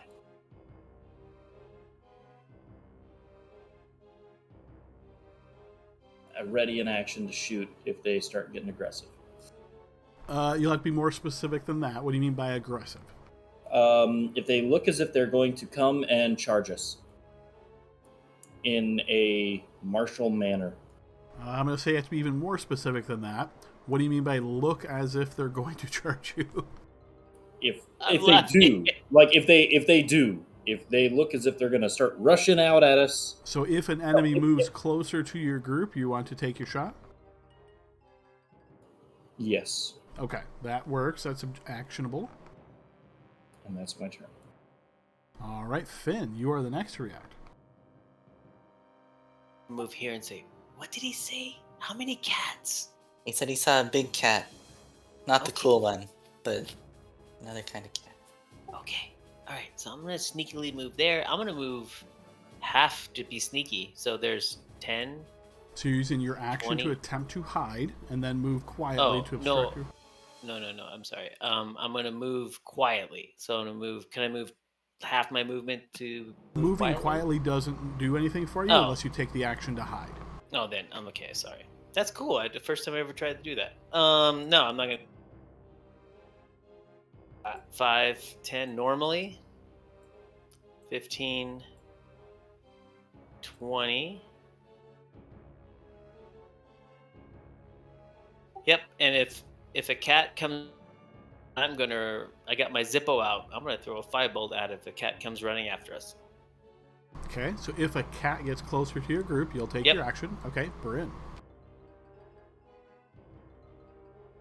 Aomir, where exactly did you see this cat, and what kind of cat was it? It was a tiger. It was a tiger. I'm gonna point right there. So behind those rocks? Around the rock, yes. Well, if it leaves us alone, I think we should leave it alone and just keep going south. Maybe a roundabout way? Is there a roundabout way we can avoid it? What about Keeping in Cartoon mind all of Miser? this is happening within 6 seconds, so Alright, Bryn's gonna try to move sneakily. Just okay. kinda. So she'd like to take the hide action and then move at half speed to try to obstruct her presence from the creatures. Yes, and she'll just move to kind of try to flank her friends, like. Oop. Alright, I see him, like. Maybe just right there on the outside. Okay, that'd be 20 feet of movement, moving half speed. And then kind of direct them to, like, try to sneak away. Okay, yeah, so you're pointing to the south quietly.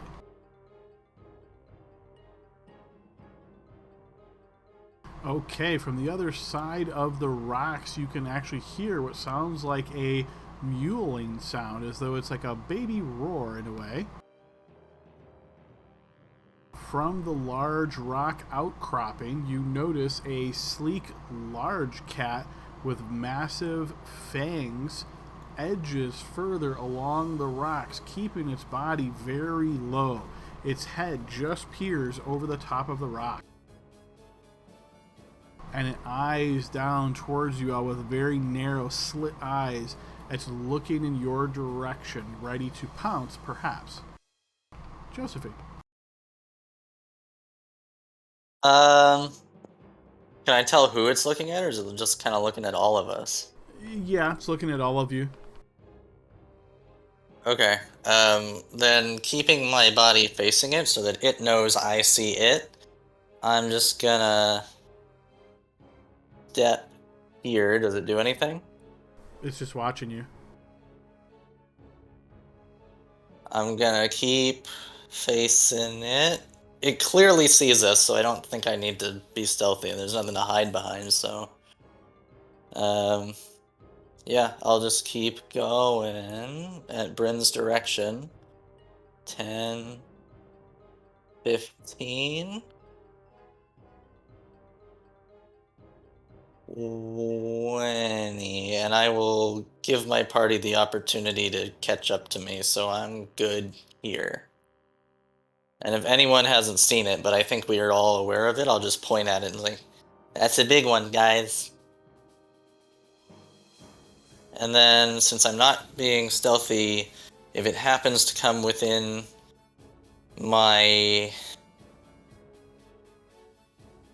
If it pounces down in our direction, I will throw a dart at it when it gets within my my basic range. So not the disadvantage range. I think it's 30 feet, or is it 20? So once this specific cat pounces down, you're going to attack this specific cat. If it's coming at us. If it Yes. approaches you, you're going... Okay, so this specific cat, got it. Okay, Gorlami. Kertu and Miza, what am I thinking about them? I know they're 100 yards or so behind us, but I imagine can I see them? They're more like 200 yards behind you as they're just kind of pulling up the rear. It's a bit of a hand wave here, but assume that they're safe. Okay, if that's the case, then I'm going to, knowing that Bryn's kind of wild, I'm gonna trust the wild ones discretion, and I'm just going to move quietly. I know that I'm wearing chain and stuff, but I'm just going to move back. I got my shield in my hand. I'm not trying to be sneaky, but I am going to take the dodge action just in case it jumps down. And I'm going to stop right here. Okay, from around the corner, those of you that are looking in this direction spot a tiger cub that pounces around the corner. Big, it's about the size of maybe a dog. It turns the corner. You can see it has very much juvenile features. Any of you that readied actions, not for specifically the big cat, but just any cat getting closer to you, can choose to take your readied action at this point or pass it. I will pass. Pass. Okay, you notice it kind of pounces around the corner and looks at you all, and you see it looks towards you, and its tongue is kind of lapping out, and it does this mew sound as it tries to kind of do a roar, but it doesn't really come out too much. Top of the round, Amir. Okay, I'm gonna grab Bando, and we're gonna start moving very slowly.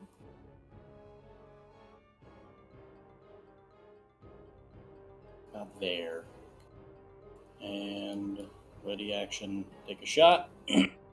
If the big one tries to pounce at one of us. Okay, yep, that works. Finnegan.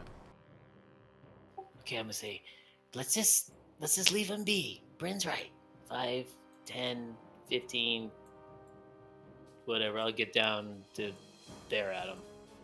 Okay, that works. And I'll ready action for the big guy to pounce, to jump off the cliff and run after us. I'm gonna ready action a firebolt, and that'll be the end of my turn. Okay, Bryn. All right, I'm going to try to just nonchalantly, stealthily, quietly, peacefully just walk just a couple steps south. Okay. And just try to keep the vibe as chill as I can. All right, from the other side of the rocks, you notice a larger sized tiger rushes up to get in front of the cub and is very narrow and eyeing you all very carefully.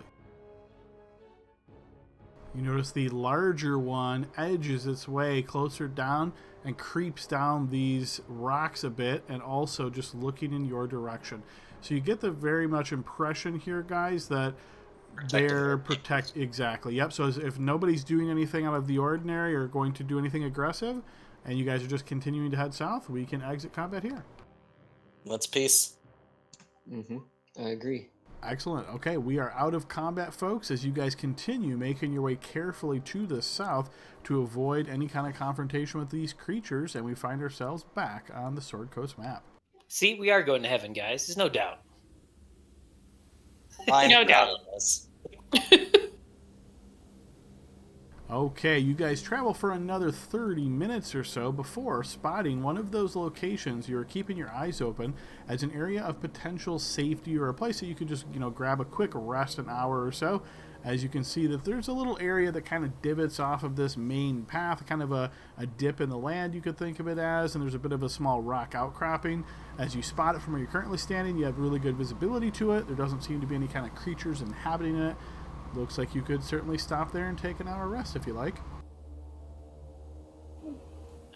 That's the plan, unless anyone has any objections. No, it'd be great, and I can make a fire. I can make food for us. Do you have any food? I have 2 portions of 6 rations.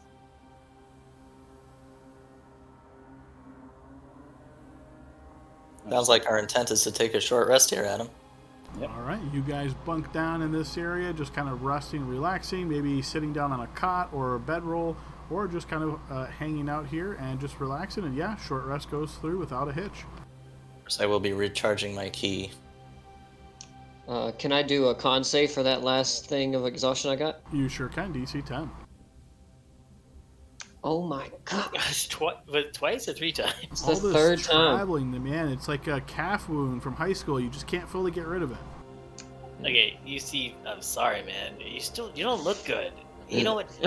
I'm gonna cook this up. Maybe you feel better. Maybe make you feel a little better, get you through this? Guys, what I prepared for you is these rolled up little figs, cooked up slightly in a little bit of olive oil here with some salt and pepper, and it should be wonderful. Little treats for you guys. You each should have one.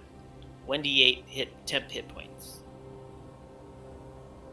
All right, so remember, everybody, as a house rule, you get all your HP back in a short rest, so please restore that. And then you have 1 treat for every person present here, Finn. Yes, I can actually do 7 now because our proficiency is 3. Wait, what is it? Yeah, 4 plus, I can do 7, so yeah, I have enough for 6. All right, so all of you can roll that die and add that as temp HP. Aid would have dropped for me and Finn, right, by now? We had everyone aided, so yes, it would be gone. I believe you guys cast that before you even left for the mountain, so yes. Okay, so yeah, that's 5. Everybody needs to take off their max HP. I already did it. Okay, if there's nothing else particular that you're doing other than these treats and rolling those up and all of that, you guys continue traveling. Eventually you get to the point where there's not really any light left in the sky. You realize you're going to have to sleep overnight before you'll be able to make your way back to Phandalin. So do you want to just sleep here in this area that you found, or do you want to travel and get maybe another hour in your journey before finding a place to rest? I think it's safer just to stay where we're at instead of hoping we find another spot. Yeah, if it's far enough away from the cat thing, the cat creatures, then You're about 30 minutes outside of that area. yeah, we're probably okay. Yeah, it's gonna take a day to get to Phandalin anyway, so we're not losing anything by just staying here if it's relatively safe and secure. Okay, fair enough. Yeah, you guys bundle up here to rest overnight then. Is there anything you're doing here, posting watches, anything special along those lines? We definitely should post a watch just in case the cats come looking for us. I'll take the first watch. I gotta clean my pots anyway. I can go second. I mean, I have trance.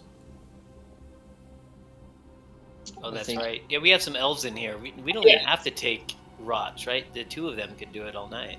Yeah. Me and Eomir. I'm going to totally clip that and take it out of context and do some kind of meme with that one right there. Do it all night. Oh, sorry. But okay, That's it makes not sense. how you do watch. So it sounds like you've got 2 elves, so basically one's going to take the first half and one's going to take the back half, essentially? Don't see a reason why a second person couldn't be awake for part of it. We only need 6 hours, right? So Yes. we could help them for part of it. Okay, I'll take the first one. I could clean my pots and get all my toolkits together. Just have 2 people awake instead, in case Yeah. something bad happens. I'll go with Eomir on the second one. That'll give me an excuse to write a journal entry.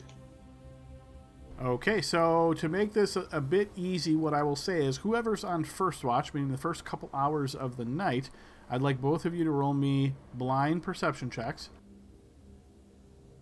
Yeah, try to find my tokens. Top. Bottom left. Okay, hang on.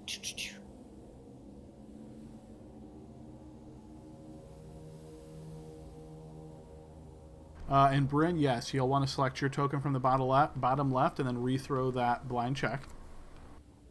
Oh, shoot. Sorry. No worries.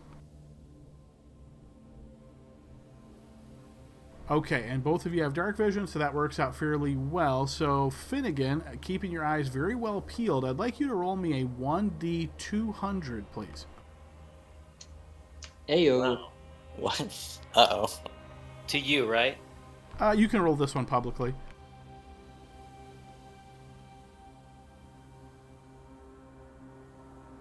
That's how much damage we take when the dragon comes down and breathes on it. That'd be ridiculous. We'd all somebody- die.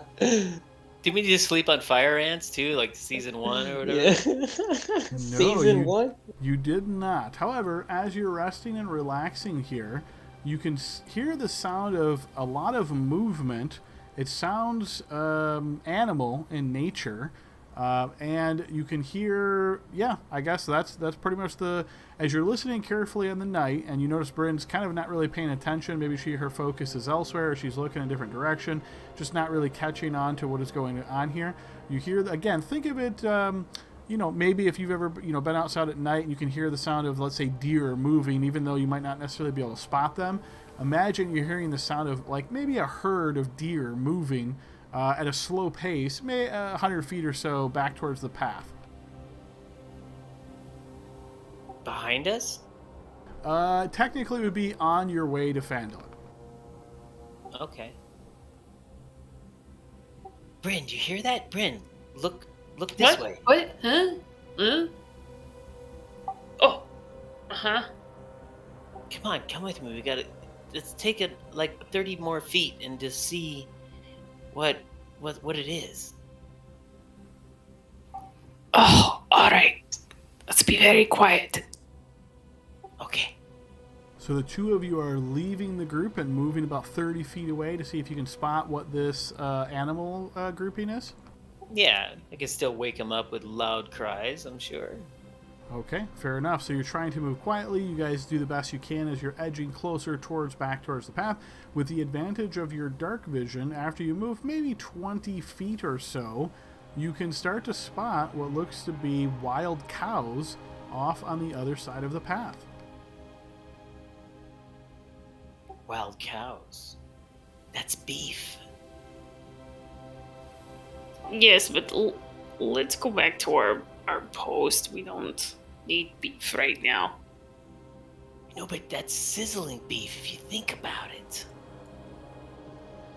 As you're eyeing them, Finn, and all these thoughts are running through your head about specific cuts and spices and herbs and all of that, very oddly, you notice that one of the cows seems to be wearing a pair of boots. I start laughing. Bryn! I tap her like kneecap. Bryn! Look! And as you laugh and start to point this out, you notice there's a commotion among the wild cows as they begin to move quickly away from you in a northerly direction. Oh my god, Bryn, they had boots on. Did you see it? Is this normal for your world? Because you're very strange. Oh, that's right. You're from the Feywild. No, we've never seen cows with boots. Did you see it? Did she see it, Adam, or just Bryn's me? attention was unfortunately not quite good, aka not a great blind check there, so no, she did not spot the boots. Oh, that was so cool. Let's get back to our watch, strange little man. Okay, I swear, but it had boots. It looked like real boots. Oh, man. Yes, boots, I'm sure. Mm-hmm. All right, you make it back to the camp here. Nothing dangerous has occurred. You wake up the next watch. The rest of the night seems to go by uneventfully so as you wake up in the morning and are refreshed but not long rested, again due to our house rules here. And I assume you're going to just make your way back to Phandalin from there. Can we do what we did last time, Adam, and just say I took my second short rest during that long rest over the evening, since we didn't take 2 that day, and see if I can roll again from my exhaustion? So the one you just took yesterday, you're saying that was only your first one? Because I thought you guys said you had already taken one. I don't think We so. did not today. We didn't get attacked on the road on the way there, right? Mm-mm. And then that was the first. We didn't take one while we were in the actual mine, I don't think. So Okay, then so that would've I been- thought when we were talking, somebody said, "Oh yeah, you just reminded me we did take a short rest." But if the I group said we hadn't. had not, okay, my bad, I must have misheard that. So yeah, if the group feels like you had the short rest, then sure, you could spend your second one to attempt to shake that off. Yeah, it doesn't have to be everybody. It's just me. If we have need it later, then so be it. But this exhaustion is sucking. Yes. Yes, finally over the night, getting that rest in over the night, relaxing and staying off your feet, you feel like you've shaken that issue off. Goodness. Well, I actually went on the GIF and Googled cows with boots and actually has a bunch. Wow, it's a thing, man. I didn't even know that. All right, so you guys wake up in the morning feeling much more relaxed, eat a bit of food here, and travel the last few hours back to Phandalin, getting back there in maybe 3.5, 4 hours, something along those lines. You make your way back to Phandalin and find that it is much as you left it. However, as you're entering the town from the north side and just barely getting into the outskirts of Phandalin, you hear the sound of a roar overhead and notice that gigantic shadow beginning to cover the land. And that is where we'll go ahead and pause for today, folks. Hope everybody enjoyed today's session. We will pick up next week right on the outskirts of Phandalin. Great session, everybody. Awesome session. That was Here we great. go. There we go again. Hey, Good. at least 2 so far we've survived in a row. Good balance of role play and getting to know our characters and fight. It was good. Really good session. We'll see So, you guys. guys all next week with a frosty beginning. Enjoy the rest of you. Have a good week. Take it easy, everybody.